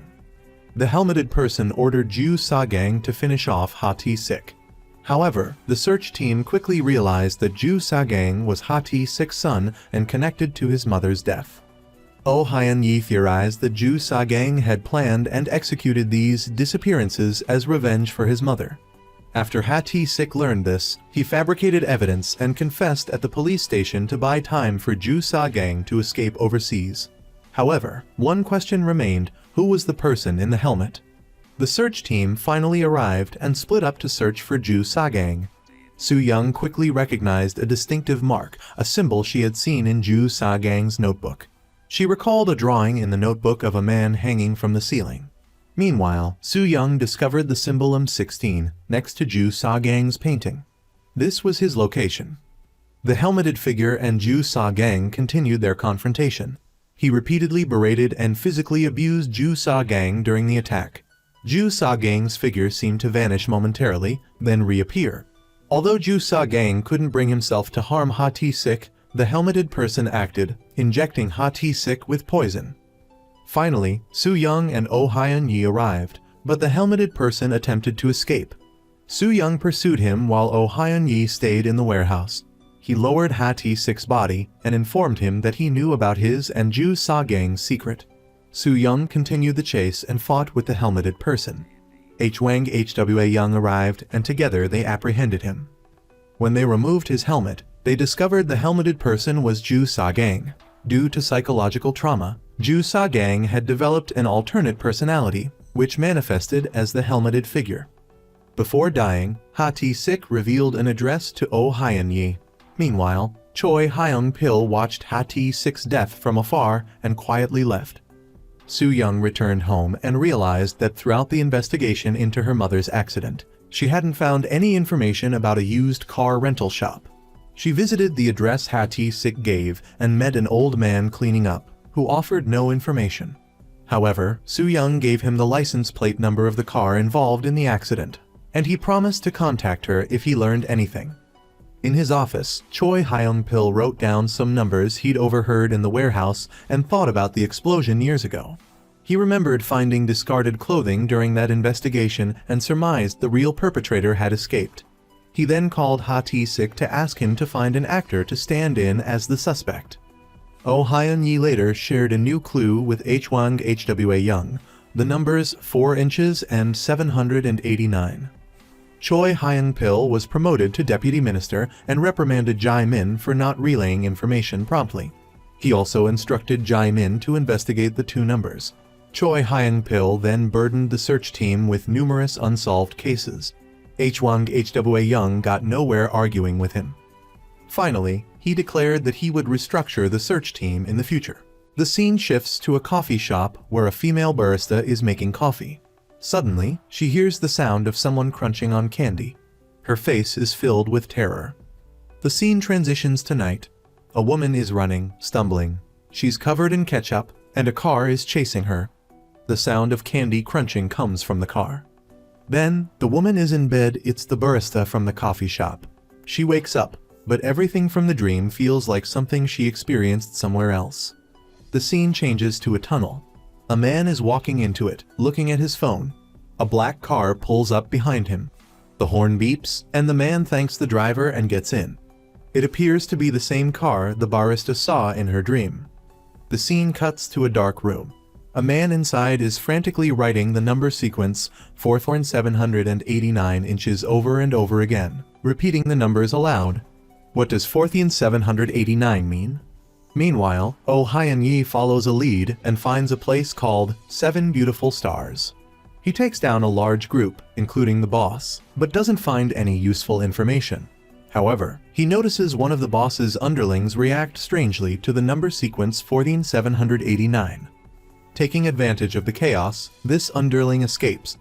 Later, Oh Hyun-yi tracks him down, and the man admits to hearing the number sequence 4,789 from Ha-ti-sik, but he doesn't know its meaning. Under pressure from Oh Hyun-yi, he agrees to investigate the number further. A new case emerges. Soo-young notices the items at the crime scene have been disturbed. The victim is a young man. The body was discovered in a remote location, but the primary crime scene remains unknown. The search team investigates the victim's identity and discovers his name is Shin Soo-ying, the same young man who got into the car in the tunnel. The cause of death is a skull fracture from a blunt object. However, there are also 2 long wounds on his neck, possibly indicating revenge. Although they find a suspicious car with fake license plates, the surveillance footage is too low resolution to determine its route. Soo-young notices similarities between this case and a previous one. Notably, there was a survivor in that previous case. The scene cuts to Choy Hyang-pill. Once again, he asks Jae-min to help him investigate 2 numbers. However, this time Jae-min resists.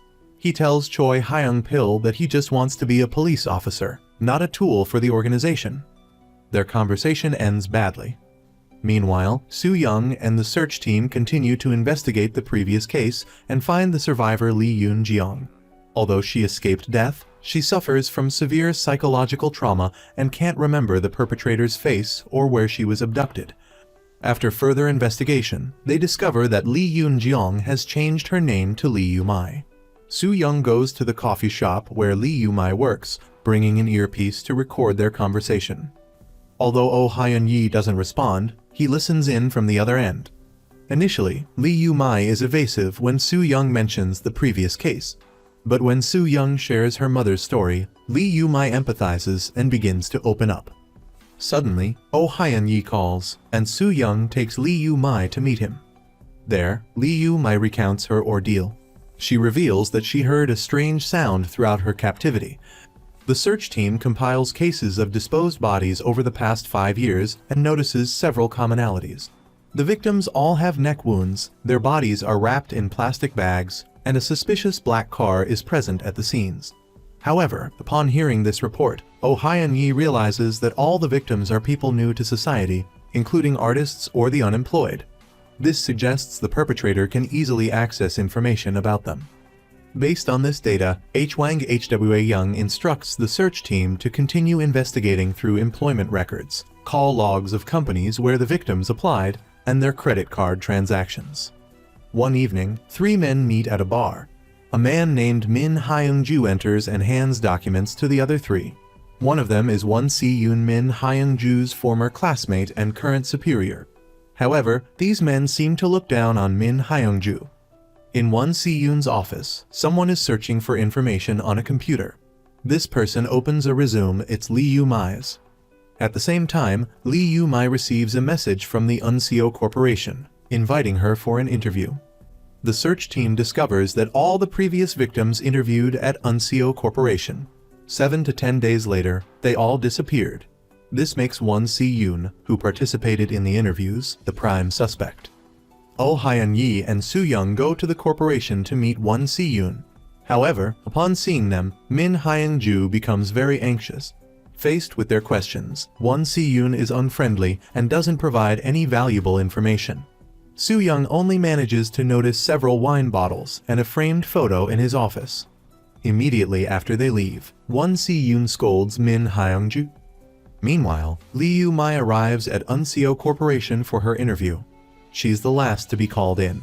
As she answers Hwayang-ju's questions, Won-si-yoon repeatedly draws X's on her resume. Suddenly, Lee Yu-mai hears a strange sound, the same sound she heard during her previous abduction. Lee Yu-mai rushes to the stairs and calls Soo-young. But before she can speak, the door behind her softly opens. Someone snatches her phone. Lee Yu-mai screams in terror. Soo-young immediately reports to Hwang Hwa-young. Meanwhile, Oh Hyun-yi asks Soo-young if anything seems suspicious at the scene. Soo-young recalls a bottle stopper on Won-si-yoon's desk, bearing a symbol matching the winery in the photo hanging in his office. Later, Oh Hyun-yi theorizes that the wounds on the victims' bodies could have been caused by the bottle opener on Won-si-yoon's desk. They quickly locate Won-si-yoon's car and follow it. However, right after the police leave, Won-si-yoon abducts Lee Yu-mai again. This is too illogical. Oh Hyun-yi quickly recognizes the anomaly. He remembers that Hwayang-ju also had an identical bottle opener on his desk. Based on this deduction, Soo-young recalls a crucial detail. There was an orthodontic retainer case on Hwayang-ju's desk. Everything is clear now. Oh Hyun-yi deduces that Hwayang-ju is the real culprit. He both admires and resents Won-si-yoon, taking out his anger on vulnerable individuals. To mislead the investigation, he intentionally leaves traces of Won-si-yoon at the crime scenes. The sound Lee Yu-mai heard wasn't someone eating candy, but the sound of an orthodontic retainer rubbing. At this point, Lee Yu-mai is being held captive by Hwayang-ju, and Won-si-yoon also arrives at the scene. He intends to teach Hwayang-ju a lesson, but when confronting him, Won-si-yoon is overpowered. Hwayang-ju repeatedly beats him. It turns out Hwayang-ju intends to eliminate Won-si-yoon as well. Meanwhile, Lee Yu-mai slowly regains consciousness. She surreptitiously uses a shard of glass to cut her restraints and prepares to escape when they aren't looking. Min Hwayang-ju, unaware that the red wine bottle he held was laced with poison, poured it into Won Si-yoon's mouth. Just then, Soo-young and the others finally arrived and began their search. Won Si-yoon was too weak to resist. In a crazed state, Min Hwayang-ju revealed his plan. He intended to confess to all the crimes he committed and stage a suicide disguised as reincarnation, fearing imprisonment. Seeing Won Si-yoon starting to vomit blood, Min Hwayang-ju remembered Lee Yu-mai and realized she had escaped. He immediately grabbed a hammer and chased after her. Lee Yu-mai, with an injured leg, hid in a room. Min Hwayang-ju followed, but Soo-young and the others quickly discovered his location and found Won Si-yoon. Min Hwayang-ju searched the room where Lee Yu-mai was hiding. Finally finding her, he began to strangle her. Suddenly, a flashlight beam shone on them. Oh Hyun-yi had arrived. Min Hwayang-ju raised the hammer to fight back, but Oh Hyun-yi and Hwang Hwa-young, along with their colleagues, quickly subdued him. When Hwang Hwa-young saw Lee Yu-mai's injured leg, a disturbing memory seemed to resurface. Meanwhile, Choy Hyang-pill sought out Jae-min, who was still hesitant. It turned out they had been in contact 5 years prior, and Jae-min had deleted the final piece of evidence related to the intersection explosion. Hwang Hwa-young had discovered the deletion. She questioned Choy Hyang-pill, but her true motive wasn't about the deleted evidence. She offered to share information about 4789 with him. Oh Hyun-yi continued his investigation into 4789 and discovered that Ha-ti-sik frequently visited a psychiatric hospital. Room 14789 in this hospital was a special ward, not accessible for casual visits. Oh Hyun-yi, after noting the location of room 14789, climbed to the floor himself. He found a keycard, stealthily approached the door, and called Hwang Hwa-young. Opening the door, he entered the room, the same one previously covered in the number 4789. A man stood with his back to him. This man was Eom Suac. Oh Hyun-yi called out his name.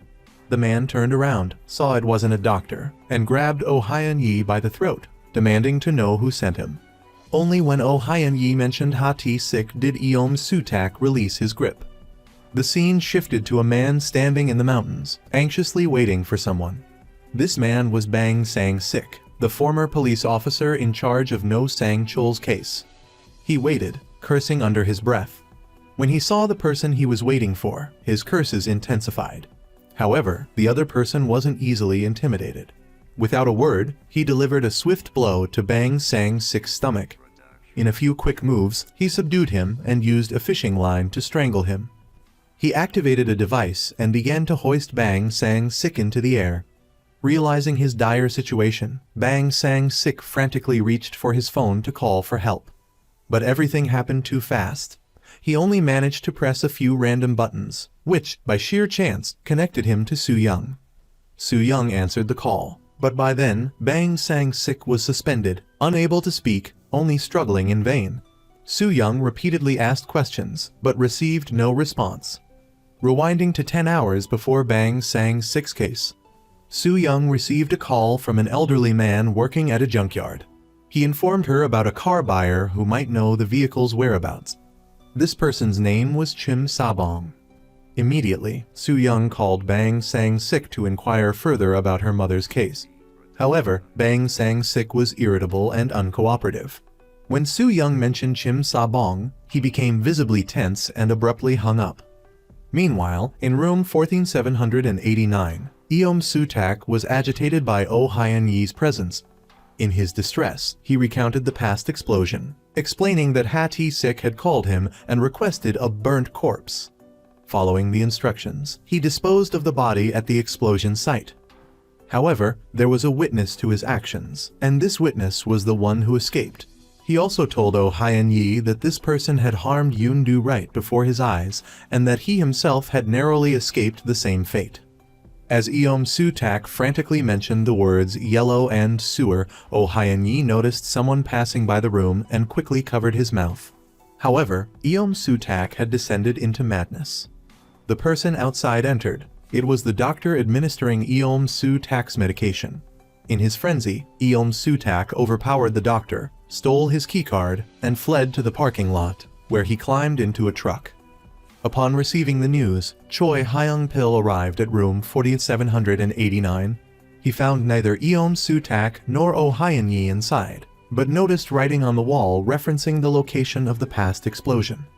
News of Eom Suac's escape leaked. Not only was Choy Hyang-pill searching for him, but another mysterious figure seemed to be tracking his movements as well. Oh Hyun-yi informed Hwang Hwa-young about the situation. He believed that someone intentionally allowed Eom Suac to escape, and now that he was on the run, this person would surely appear. However, Oh Hyun-yi was unaware that Hwang Hwa-young was currently outside the nursing home. She was the one who had provided Choy Hyang-pill with information about room 14789. During their conversation, it seemed Hwang Hwa-young wanted to find this person before Oh Hyun-yi. She even told Choy Hyang-pill that if she caught them, she might resort to using a weapon. Elsewhere, Bang Sang-sik's case appeared to be the second suicide in the village recently. Although disguised as reincarnation, Bang Sang-sik's last call was to Soo-young. Kim Eun-jin contacted Soo-young, and she went to the police station to recount the situation. Soo-young also reviewed photos from the scene and discovered information about her mother's case in Bang Sang-sik's notebook. Soo-young called Dong-siik for further details. She then learned that Bang Sang-sik might have been involved in gambling and had significant loan shark debts. Pondering the clues and filled with suspicion, Soo-young decided to seek Kang Seung-hwan's help in investigating the license plate number and Chim Sa-bong. Meanwhile, the police tracked Eom Suac to a church. However, he managed to escape again after deceiving them. Eom Suac, with no apparent destination, continued to flee. Suddenly, an SUV sped towards him and knocked him unconscious. Men in black emerged from the vehicle and carried him away. Oh Hyun-yi, observing from afar with Hwang Hwa-young, couldn't shake his suspicions about her, recalling their previous words and actions. He then remembered Eom Suac mentioning an address. Soo-young received information about Chim Sa-bong. His real name was Bong Yeon-ya. Using the address provided by Kang Seung-hwan, Soo-young went to his location. Bong Yeon-ja initially appeared relaxed, but Soo-young suddenly noticed a knot on a nearby sack, identical to the knot at Bang Sang-sik's crime scene. Soo-young immediately took a picture and noticed Bong Yeon-ya's broken fingernail. She promptly asked him when it had broken. Bong Yeon-ya, losing his composure, threatened Soo-young with large scissors and demanded she leave. He finally lunged at her, but Officer Young intervened just in time. They ultimately apprehended Bong Yeon-ja and another man. Immediately after, Soo-young inspected Bong Yeon-ja's clothes and discovered some stains along with ledgers inside large containers. Within them, she found records related to Bang Sang-sik. Her excitement intensified when she located the car that had hit her mother years ago. Eventually, this car was traced to a man named Kim Sang-kin. Soo-young promptly decided to drop everything and hand the remaining work over to Officer Young. She prepared to set off in search of Kim Sang-kin. Meanwhile, the police continued to track Eom Suac's location, and Oh Hyun-yi was also relentlessly searching. However, they were a step too late. Eom Suac was abducted by men in black and brutally murdered in a forest. When Hwang Hwa-young and the others arrived at the location Oh Hyun-yi had provided for Eom Suac, they found nothing. At this point, Hwang Hwa-young realized that Oh Hyun-yi had deliberately given her Eom Suac's location. It seemed he had an ulterior motive. Finally, Soo-young reached Kim Sang-kin's residence. Under her questioning, Kim Sang-kin eventually confessed to his past deeds. Although the statute of limitations had expired, Soo-young didn't hesitate to handcuff him, completing the procedure as a police officer. For her, this might have been a way to resolve the lingering questions surrounding her mother's death. Facing Soo-young, Kim Sang-kin was overwhelmed with grief and begged her to erase him. But in the end, Soo-young removed the handcuffs. Perhaps she, too, had found some closure. Nevertheless, Kim Sang-kin would have to live with his guilt for the rest of his life. Eom Suac was dead, but Oh Hyun-yi seemed to still be searching for something. Perhaps from the beginning, he hadn't intended to merely track Eom Suac, but was also looking for another location, the address Eom Suac had mentioned in October. After a persistent search, he found a place with a yellow hue that Eom Suac had spoken of earlier. Based on this, he deduced that the hideout of the person he was seeking was nearby. The reason Oh Hyun-yi was privy to the police's every move was because he had been monitoring their radio waves. Therefore, there must be a strong radio signal nearby. As luck would have it, with the help of a signal detector, Oh Hyun-yi discovered a wooden house in the mountains. He entered the house through the roof and discovered a secret passage. He cautiously avoided the cameras and went inside. There was a table with various tools and eavesdropping equipment, as well as photos and documents of police officers. Finally, he discovered a statue of the Virgin Mary and an item beneath it. The moment he touched the item, an alarm in the room went off. As the man in black was about to get into his car after placing Eom Suac in a coffin, his phone received a notification. He opened it to check the camera in the room. Oh Hyun-yi, unafraid, walked directly under the camera, further provoking the man. Based on these circumstances, it was clear that the man in black was the person Oh Hyun-yi was looking for. Soo-young reported Kim saying Kin's arrest to her father and then received a call from Oh Hyun-yi. He asked Soo-young to provide the location of the hideout so they could meet. As Soo-young entered and observed the surroundings, she saw a doll. Suddenly, she remembered that in the car that had killed her mother, there was a boy holding that very same doll. Meanwhile, Hwang Hwa-young received a package.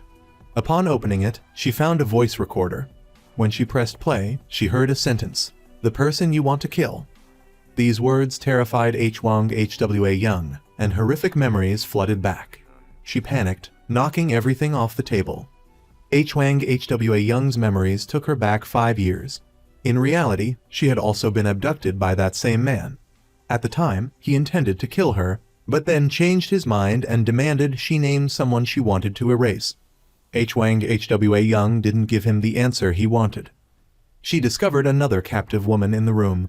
She was a police officer. She had been actively trying to free herself, managing to cut her restraints, remove her blindfold, and rescue the other woman. Together they escaped the room, but didn't get far before collapsing from their injuries. The woman saw a light in the distance and wanted to go towards it for help, but Hwang Hwa-young wanted to hide further away. Ultimately, Hwang Hwa-young couldn't convince her, and they went towards the light together. As a result, the man suddenly appeared. Severely injured, Hwang Hwa-young couldn't fight back. At this moment, the woman she had just helped betrayed her, tying her legs together. It turned out the man had promised the woman her freedom if she led Hwang Hwa-young to him. Hwang Hwa-young was both desperate and disappointed. As the woman rejoiced, thinking she would escape, the man had no intention of letting her go. He quickly used a fishing line to strangle her. The woman struggled, but he continued to press Hwang Hwa-young, demanding she name someone she wanted to erase. However, Hwang Hwa-young still replied, "No one." Soon after, the woman died right in front of Hwang Hwa-young. The man disposed of the body and then used the fishing line to strangle Hwang Hwa-young. He relentlessly pressured her for an answer. When Hwang Hwa-young said her own name, the man clearly wasn't satisfied with that answer and tightened the line further. Finally, when Hwang Hwa-young said the name Hon-su, he stopped and prepared to release her. He injected Hwang Hwa-young with a drug, causing her to lose consciousness. When she awoke, she was in her own car. Demanding victims name someone they want to erase seems to be the man's habit.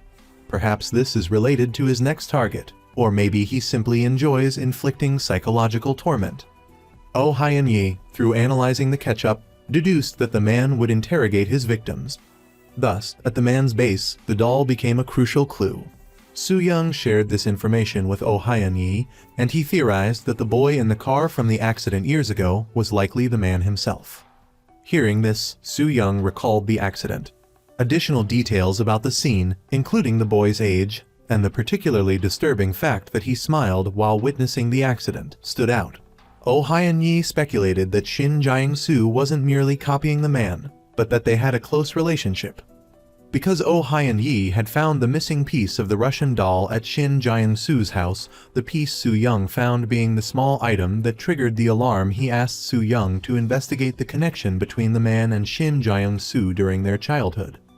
Oh Hyun-yi returned home and found a small box on the table. Inside was an earpiece. He put it on and connected to the other end, where the man was waiting. He knew Oh Hyun-yi had tricked him this time, but remained calm. He welcomed Oh Hyun-yi to come find him. However, Oh Hyun-yi astutely noticed a tremor in his voice, indicating that his composure had been broken. Soo-young returned to the search team and continued working on Shin Jae-young-soo's case. Through their investigation, they discovered that the first victim in Hyun District might have been Bong Yeon-ja, murdered by Lee Jong-soo and disguised as a self-coffin case. Bang Sang-sik himself was also eliminated in a similar manner. Hwang Hwa-young ordered them to separate Bong Yeon-ja and Lee Jong-soo for interrogation, pressuring them to confess their crimes. To further the investigation, the original investigator, Soo-young's senior officer Kang Dong-siik, also joined the search team. Meanwhile, Oh Hyun-yi met with Kim Sang-kin. He showed Kim Sang-kin the picture of the doll he had found earlier. Upon seeing it, Kim Sang-kin was immediately startled and admitted that the boy holding the doll was his son. Kim Sang-kin recounted stories about his son.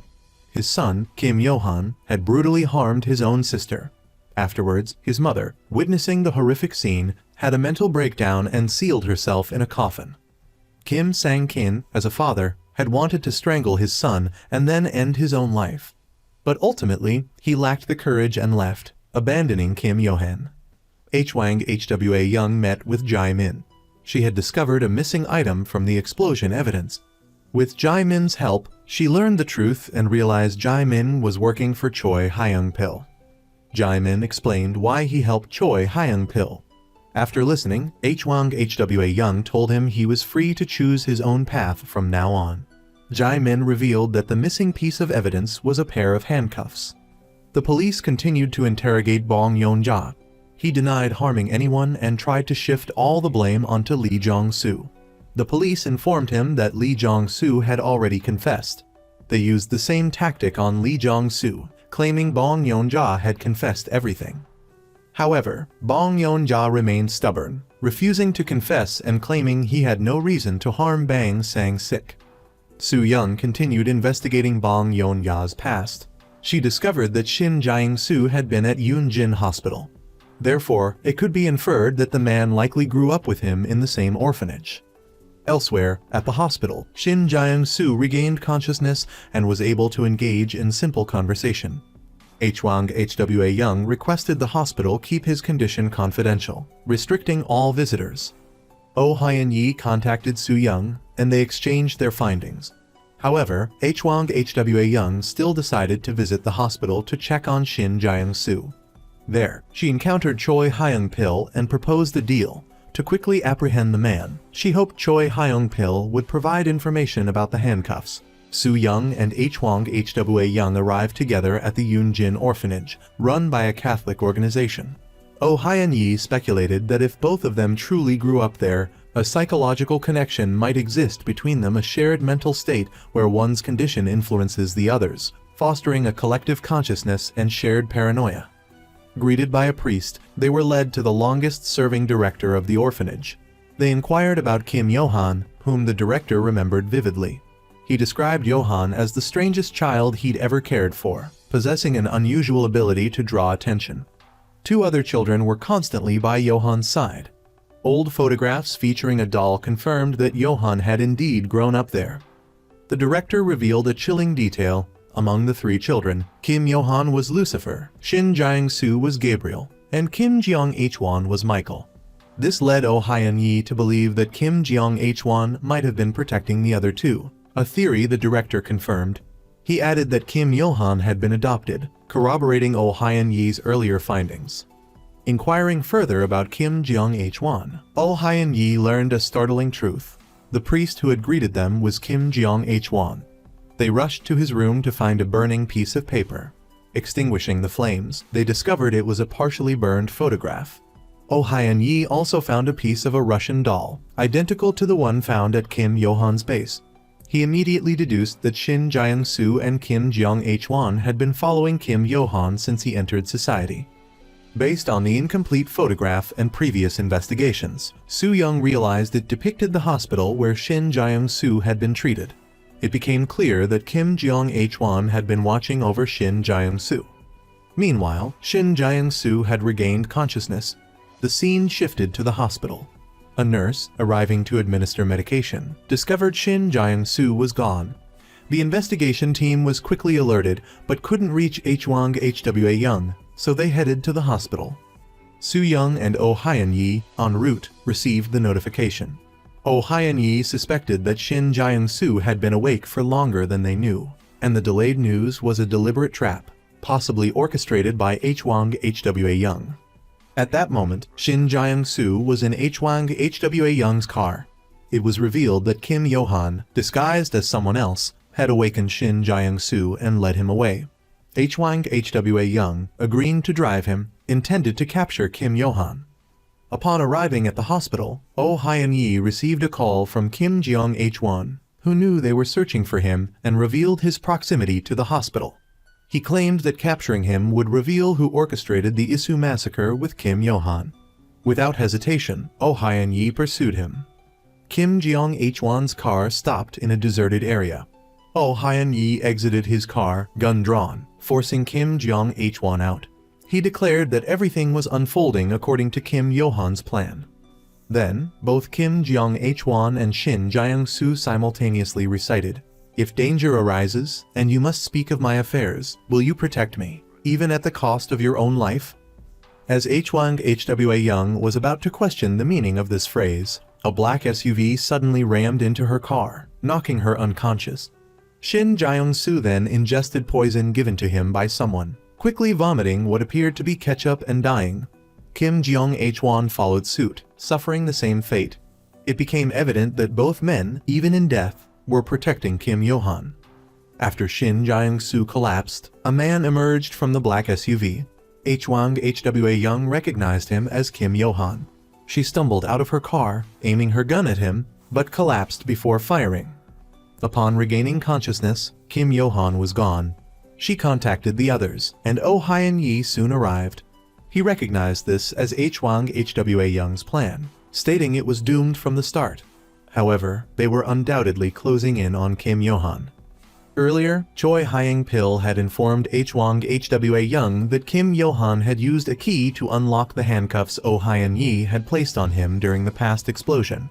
Oh Hyun-yi had ordered him to cuff himself. Therefore, Kim Yohan was a police officer. But they remained unaware that the current Kim Yohan was actually Kang Dong-siik. Kang Dong-siik spared Hwang Hwa-young once more, intending to use her to further torment Oh Hyun-yi. Following Kim Jong-hwan's death, Oh Hyun-yi retrieved his recorder, but found no answers. Meanwhile, his rivalry with Kim Yohan intensified, even as their understanding of each other deepened. Oh Hyun-yi received a file from the police chief, who also urged him to capture Kim Yohan. The autopsy revealed that both Kim Jong-hwan and Shin Jae-soo died from poison, concluding it was a simultaneous suicide. Unaware of their loyalty to Kim Yohan, Hwang Hwa-young, still determined to capture him, tasked Jae-min with retracing Kim Jong-hwan's steps since his supposed death. Anticipating their moves, Oh Hyun-yi deduced that Kim Yohan was hiding in plain sight. He suspected a cover-up orchestrated during the initial investigation, with Choy Hyang-pill and his accomplices merely enacting a delaying tactic. He believed someone within the crime scene investigation unit would have concealed evidence when the bodies were brought in. Oh Hyun-yi visited Dr. Han at the crime scene investigation unit, who had been involved in the original case. Dr. Han confirmed that only Oh Hyun-yi's fingerprints were found on the handcuffs, and all investigative materials were provided by Choy Hyang-pill.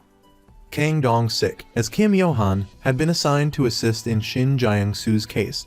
With Bong Yeon-ya's case concluded, Kim Yohan initiated his own plan. He planted vitamins laced with listening devices on everyone's desks and instructed the police to display a seemingly innocuous thank you plaque from the International Youth Federation, which also concealed a bug. Oh Hyun-yi, approaching Soo-young, theorized that Bang Sang-sik was murdered for investigating Kim Sang-kin. He instructed Soo-young to interrogate Bong Yeon-ja and force a confession. Soo-young questioned Bong Yeon-ja about his connection to Kim Sang-kin, but he remained evasive. Following Oh Hyun-yi's guidance, she presented him with a crime scene photo, gradually pressuring him to reveal the truth. Bong Yeon-ja finally cracked, mentioning that Lee Jong-soo had heard a strange noise.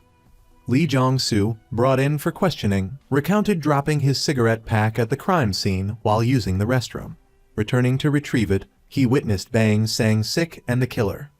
After careful analysis, Oh Hyun-yi concluded that Bang Sang-sik was eliminated not by Shin Jae-young-soo or Lee Jong-soo, but by Kim Yohan and Kim Jeong-hwan. Bang Sang-sik's investigation had uncovered the existence of Kim Sang-kin, Kim Yohan's father, threatening to expose his true identity. Oh Hyun-yi announced that Kim Yohan was a police officer hiding within their ranks. Authorities, alerted to the fabricated evidence in the explosion case, dispatched 2 officers to investigate. They approached Choy Hyang-pill for clarification. Panicked, Choy Hyang-pill sought out the deputy commissioner, who, fearing exposure, planned to shift all blame onto him. Unwilling to be a scapegoat, Choy Hyang-pill decided to capture and eliminate Kim Yohan discreetly. Dr. Han then contacted Choy Hyang-pill, informing him that DNA testing was possible on the handcuffs used as evidence. Choy Hyang-pill immediately retrieved the hidden handcuffs and gave them to Dr. Han. Meanwhile, Hwang Hwa-young and Jae Min scrutinized the list of officers connected to Bang Sang-sik from 5 years prior.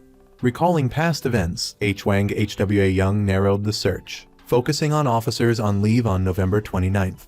Unbeknownst to them, Kim Yohan was monitoring their every move, thanks to the bug planted in the thank you plaque. News of the DNA testing reached Kim Yohan. Hwang Hwa-young provided Choy Hyang-pill with a narrowed list of 60 individuals. Choy Hyang-pill ordered his subordinates to discreetly collect their DNA. Hwang Hwa-young, closely observing Choy Hyang-pill, quickly learned that Kim Yohan's DNA was on the list. At home, Soo-young reorganized her thoughts. She realized that this time, Oh Hyun-yi had proactively shared the information about Kim Yohan being a police officer with everyone, which was highly unusual. She also remembered seeing him cleaning a gun during her previous visit to his house. Meanwhile, Hwang Hwa-young noticed that Choy Hyang-pill, who should have been at the party, was absent. Just as she stepped outside, she received a call from Soo-young. Soo-young shared her suspicions with Hwang Hwa-young, and they decided to go find Oh Hyun-yi together. At that moment, under the cover of night, a figure dressed in black snuck into the search team's analysis room. It turned out he was there to retrieve a pair of handcuffs. As he searched, a gun suddenly pressed against the back of his head. It was Oh Hyun-yi. In reality, everything concerning the handcuffs was part of Oh Hyun-yi's plan.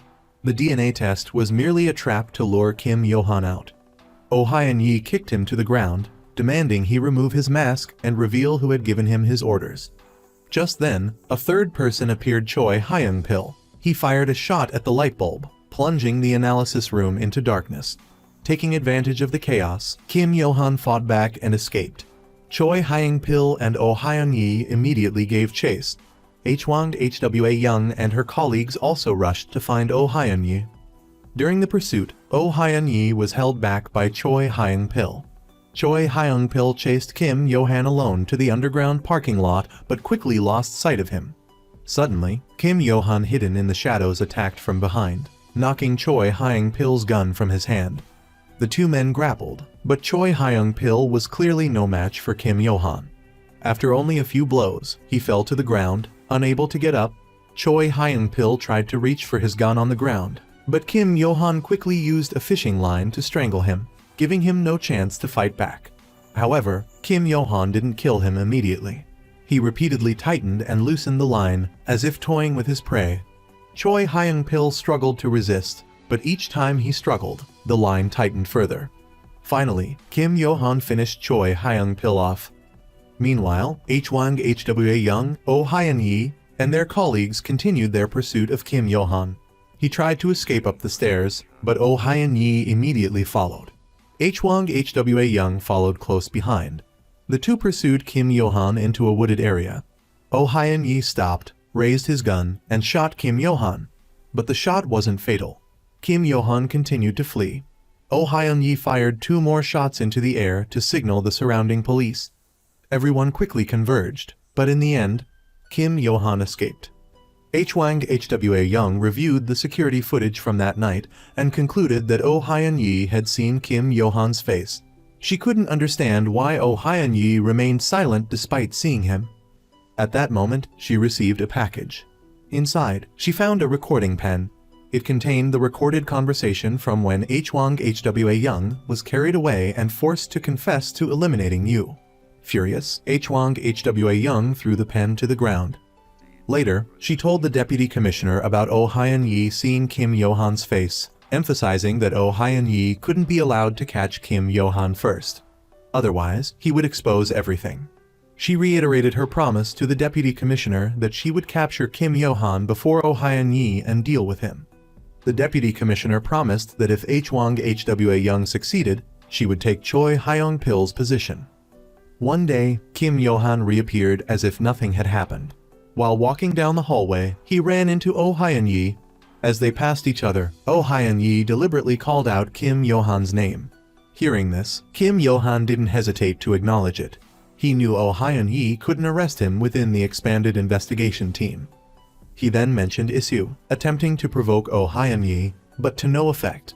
Immediately afterward, Hwang Hwa-young arrested Oh Hyun-yi on the grounds that he was involved in Choy Hyang-pill's death. This scene was witnessed by both Kim Yohan and Soo-young. Hwang Hwa-young's decision baffled the entire expanded investigation team. After reviewing the records of officers on leave on November 29th, they discovered 6 officers were off duty that day. Among them was Kang Dong-siik, who is Kim Yohan. Hwang Hwa-young instructed Jae-min to interrogate these 6 individuals. Meanwhile, Officer Young observed this discreet exchange. Hwang Hwa-young began interrogating Oh Hyun-yi. Oh Hyun-yi realized that Hwang Hwa-young had colluded with Choy Hyang-pill. He recalled how she had previously fired her weapon to subdue Shin Jong-soo unnecessarily, then helped Shin Jong-soo escape, and now she had arrested him. Oh Hyun-yi concluded that Hwang Hwa-young didn't actually want him to catch Kim Yohan. He also realized Hwang Hwa-young was harboring a secret. Officer Yang sought out Jae-min, revealing he knew Jae-min had been helping Choy Hyang-pill and was now assisting Hwang Hwa-young. Officer Yang proposed they work together to catch Kim Yohan. As for Kim Yohan, he went to the expanded investigation team's office, intending to use their computers for something. At that moment, Soo-young entered. Kim Yohan quickly switched the computer screen, unaware of anything amiss. Soo-young asked him to help her get into the interrogation room to see Oh Hyun-yi, and he agreed. While Kim Yohan was switching shifts with the guard outside, Soo-young helped him enter the interrogation room. However, before entering, Soo-young noticed blood on Kim Yohan's right shoulder. Indeed, Oh Hyun-yi had shot Kim Yohan in the right shoulder. However, Kim Yohan kept urging Soo-young to enter the interrogation room, so she didn't press the matter. She entered the interrogation room and told Oh Hyun-yi she believed he wasn't Choy Hyang-pill's killer. Because Oh Hyun-yi trusted her, she gave him an earpiece and told him to continue giving her instructions. Jae-min found an old interrogation room to conduct the questioning. They decided to start with Kim Yohan. As Kim Yohan was changing in the locker room, Officer Yang suddenly appeared. The two then went downstairs together. During their descent, Officer Yang seemed to be hinting at something, but Kim Yohan continued to feign ignorance. Then, Jae-min appeared and began interrogating Kim Yohan. Officer Yang joined Jae-min's investigation and made some preparations of his own. He pulled Soo-young into a different, abandoned office across from the interrogation room Jae-min had prepared. They decided to observe the 6 individuals on Hwang Hwa-young's interrogation list from this room. They intended to use this method to understand Hwang Hwa-young's motive for her determination to catch Kim Yohan. Soo-young relayed the information she was receiving through the earpiece to Oh Hyun-yi. Suddenly, Officer Yang remembered the date, November 29th of the previous year. That was the day Hwang Hwa-young had lost contact. The reason for her lost contact remained unclear. When she returned, she appeared to be in a very bad state. At the same time, Hwang Hwa-young began interrogating Kim Yohan. Oh Hyun-yi asked Soo-young to closely observe Hwang Hwa-young and report any changes in her posture and expression. Through Soo-young's reports, Hwayang-ju noticed that Hwang Hwa-young was under a lot of pressure and seemed insecure, even fearful and anxious when facing Kim Yohan. Although she hadn't yet confirmed that Kang Dong-siik was Kim Yohan, Hwayang-ju then asked Soo-young to investigate a woman named Lee Jae-seon, whom Kim Yohan had murdered 5 years prior. Initially, there was no apparent connection between Hwang Hwa-young and the case. However, after further investigation, Soo-young discovered that Hwang Hwa-young had recently visited a flower shop near Lee Jae-seon's crematorium to buy flowers. She decided to check it out herself. The florist confirmed that Hwang Hwa-young had been buying flowers there every November for the past 5 years. She also visited Lee Jae-seon's crematorium and received similar confirmation. Through Soo-young's investigation, Hwayang-ju learned that Lee Jae-seon died on November 29th, but the official time of death was recorded as December 1st. Previously, only Hwang Hwa-young had known this. The reason she hadn't revealed it was because doing so would expose her own secret. With Hwayang-ju's analysis, he and Soo-young now had a good understanding of what Hwang Hwa-young was hiding. Knowing all this, Soo-young felt that Hwayang-ju might do something reckless. Since she had previously released him from his handcuffs, she immediately called Detective Kang and asked him to stop Hwayang-ju. Meanwhile, Hwang Hwa-young's interrogation of Kang Dong-siik seemed uneventful, and she was about to let him go. However, just as Kang Dong-siik reached the door, Hwang Hwa-young called him back and asked, "What were you doing on November 29th of that year?" Kang Dong-siik replied that he was with friends. While Soo-young was on her way back, she suddenly heard the sound of a toy gun. She immediately thought of the chase with Kim Yohan in the forest that day and realized that Hwayang-ju had shot Kim Yohan in the right shoulder. She remembered seeing a ketchup stain on her friend Kang Dong-siik's right shoulder, in the same spot where Kim Yohan was shot. She seemed to have figured something out, but didn't want to believe it. Inside the interrogation room, Kim Yohan seemed to have given up the pretense. He admitted that on November 29th of that year, he was with Shin Jong-soo, the man Hwang Hwa-young had shot in the head.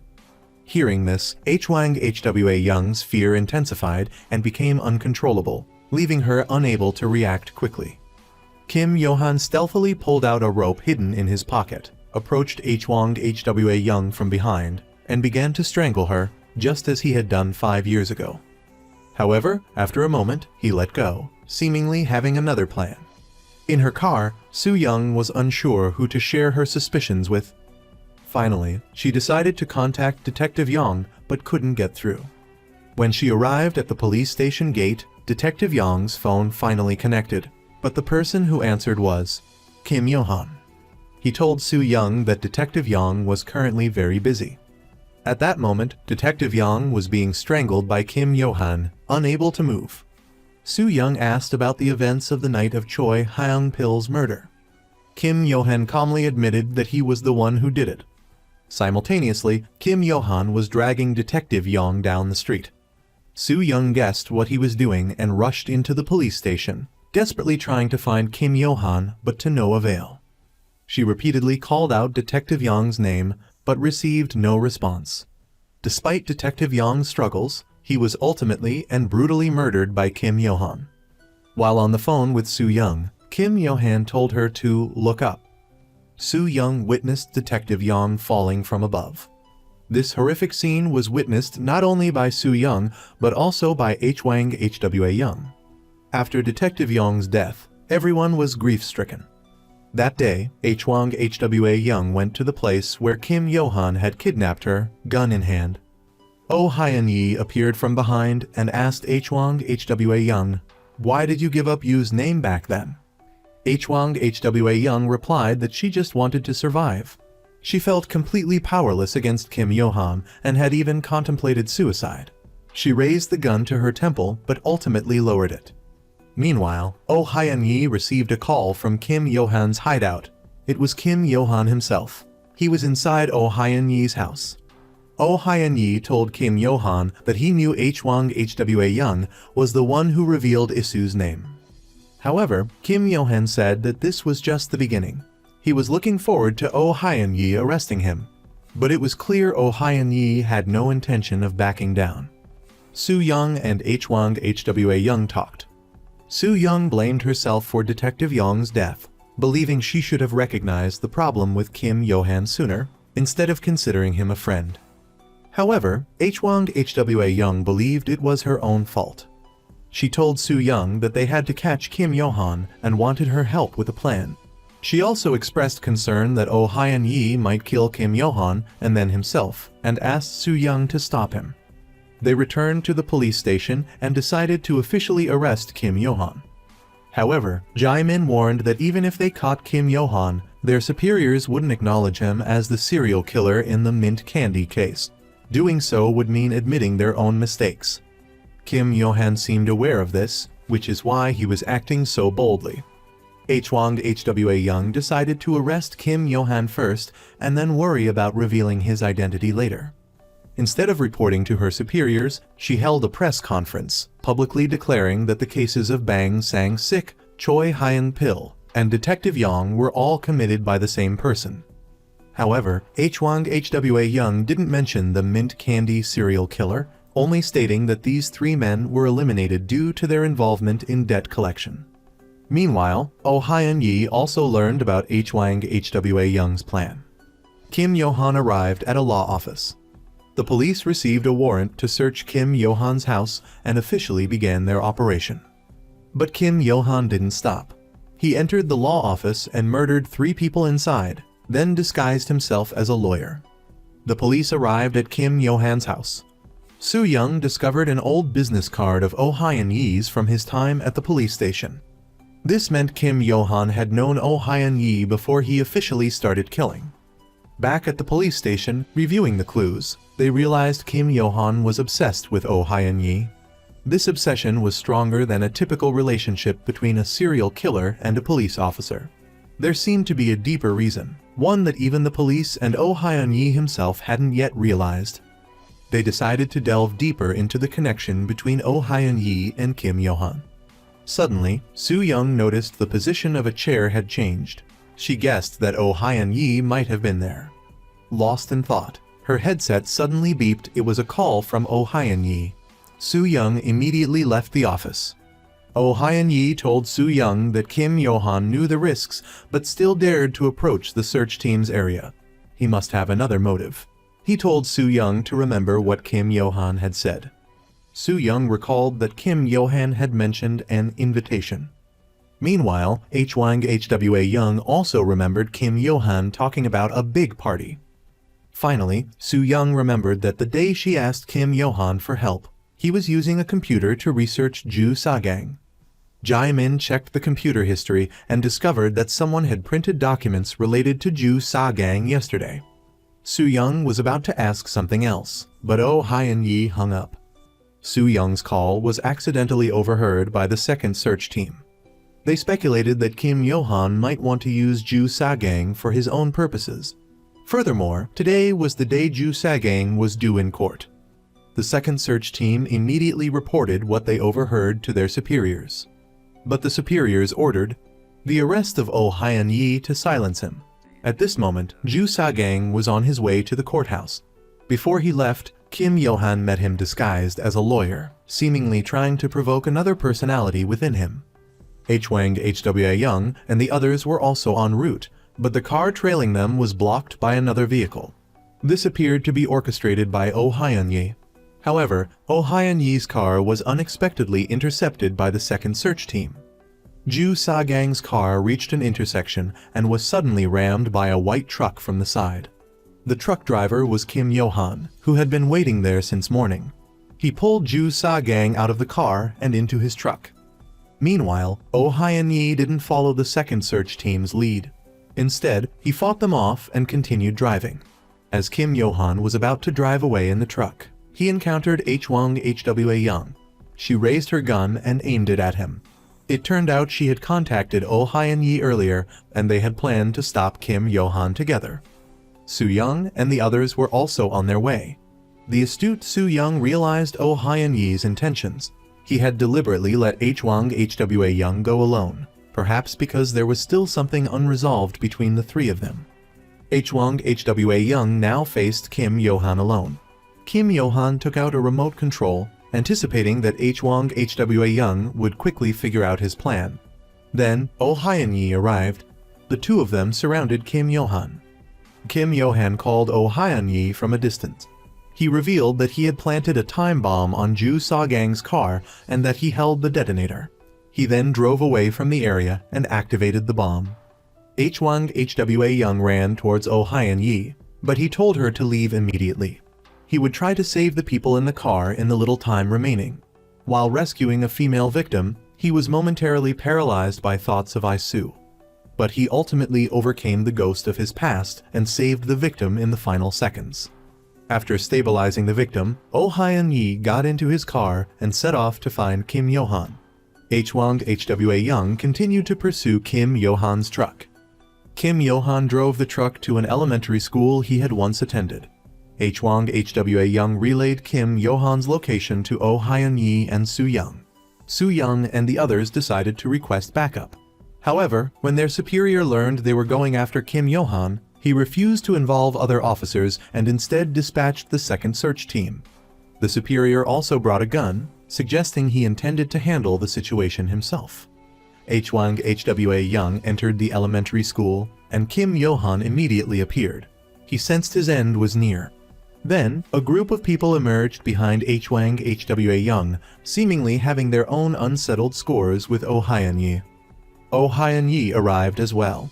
Taking advantage of Hwang Hwa-young's distraction, Kim Yohan kicked her gun away and restrained her with his arm. Seeing this, Oh Hyun-yi drew his own weapon. Inside the truck, Ju Sa-gang regained consciousness.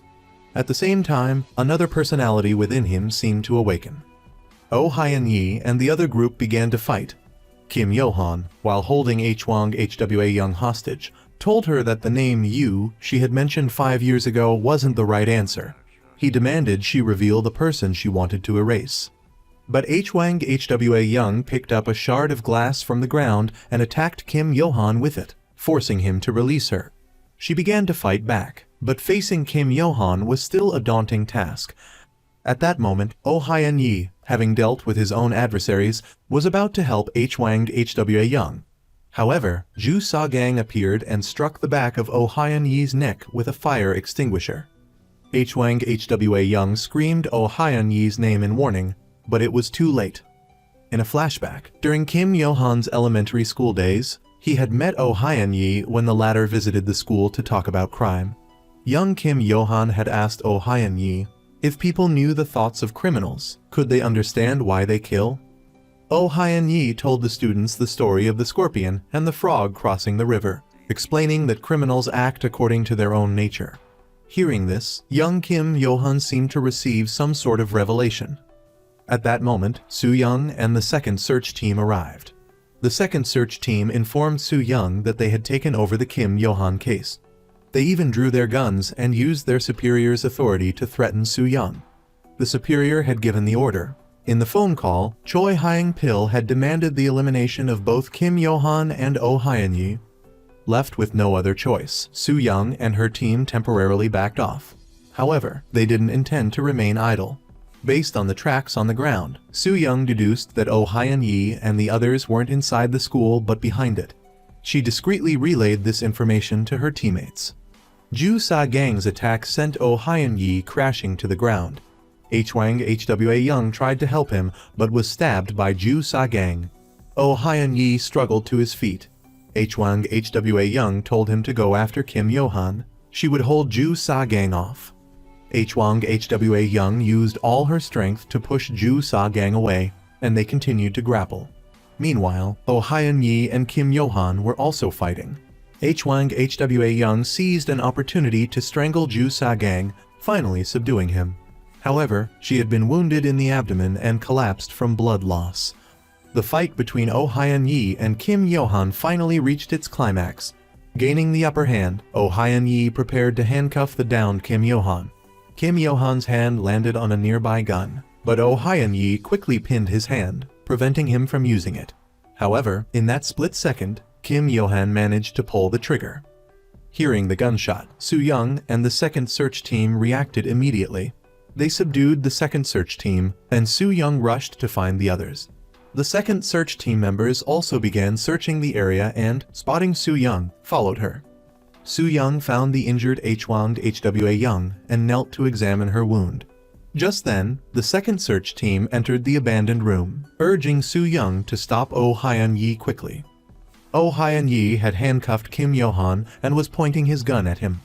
Soon after, the second search team arrived, saw Oh Hyun-yi and Kim Yohan, and immediately drew their weapons, ordering Oh Hyun-yi to drop his gun. Soo-young appeared, shielding Oh Hyun-yi and Kim Yohan. She told the second search team that if they shot Oh Hyun-yi, she would arrest them for unauthorized use of firearms and attempted murder. While Soo-young confronted the second search team, Oh Hyun-yi backed away with Kim Yohan, step by step. Reaching a blind spot, he knocked Kim Yohan unconscious and disappeared from sight. Soo-young guessed that Oh Hyun-yi would take Kim Yohan to his apartment. However, the second search team wasn't giving up. Oh Hyun-yi brought Kim Yohan to his apartment building, where the security guard was the father of Kim Yohan's sixth victim. He seemed to know who Oh Hyun-yi had brought upstairs. He disabled the keypad and fingerprint scanner at Oh Hyun-yi's door, perhaps intending to trap Kim Yohan there permanently. A rope was tied around Kim Yohan's neck, and Oh Hyun-yi suddenly activated a device, hoisting him into the air. Kim Yohan struggled violently. After about 4 minutes, noticing Kim Yohan losing consciousness, Oh Hyun-yi lowered him. Kim Yohan said they were the same, both finding pleasure in controlling the lives of others. Oh Hyun-yi hoisted him again, this time leaving his feet touching the ground. Kim Yohan brought up the scorpion story from their childhood. Oh Hyun-yi retorted that Kim Yohan was born that way, but Kim Yohan insisted that Oh Hyun-yi had created him. Soo-young and the search team finally arrived at Oh Hyun-yi's apartment, but found all the doors locked. Meanwhile, Oh Hyun-yi hoisted Kim Yohan again, seemingly ready to end it. Soo-young and her team searched the building for an entrance, but the second search team was catching up. Soo-young told her team to create a diversion with their car. She noticed an open window on an upper floor and several containers nearby. She decided to climb up. Oh Hyun-yi lowered Kim Yohan again, picked up a hammer, and told him that if he couldn't convince him, he would use the hammer to end his life. Suddenly, Oh Hyun-yi's vision blurred. He remembered the doctor saying his eyesight might not fully recover. Kim Yohan noticed and continued to provoke him while working to free himself from the handcuffs. He finally managed to remove the rope from his neck. Oh Hyun-yi swung the hammer, but Kim Yohan easily dodged it. Oh Hyun-yi seemed to have gone blind again. Kim Yohan took advantage, attacking him repeatedly with a small knife, treating it like a game of hide and seek. Soo-young finally climbed through the window, but the door wouldn't open. She could only call out Oh Hyun-yi's name. She then triggered the fire alarm and went downstairs to find a crowbar. Oh Hyun-yi regained his sight and used a fishing line to strangle Kim Yohan. Soo-young burst in and saw the scene but didn't immediately intervene. Memories of fighting alongside Oh Hyun-yi flashed through her mind. She trusted him to control himself. Finally, Oh Hyun-yi released the line. Soo-young breathed a sigh of relief. The remaining search team members arrived. Soo-young handcuffed Kim Yohan again. The second search team members were arrested for false reporting and attempted murder. Even the deputy commissioner was arrested for abuse of power and inciting murder. A year later, Oh Hyun-yi disappeared again. The search team, with new members, returned to its normal operations, continuing their work of punishing evil and fulfilling their duty as police officers.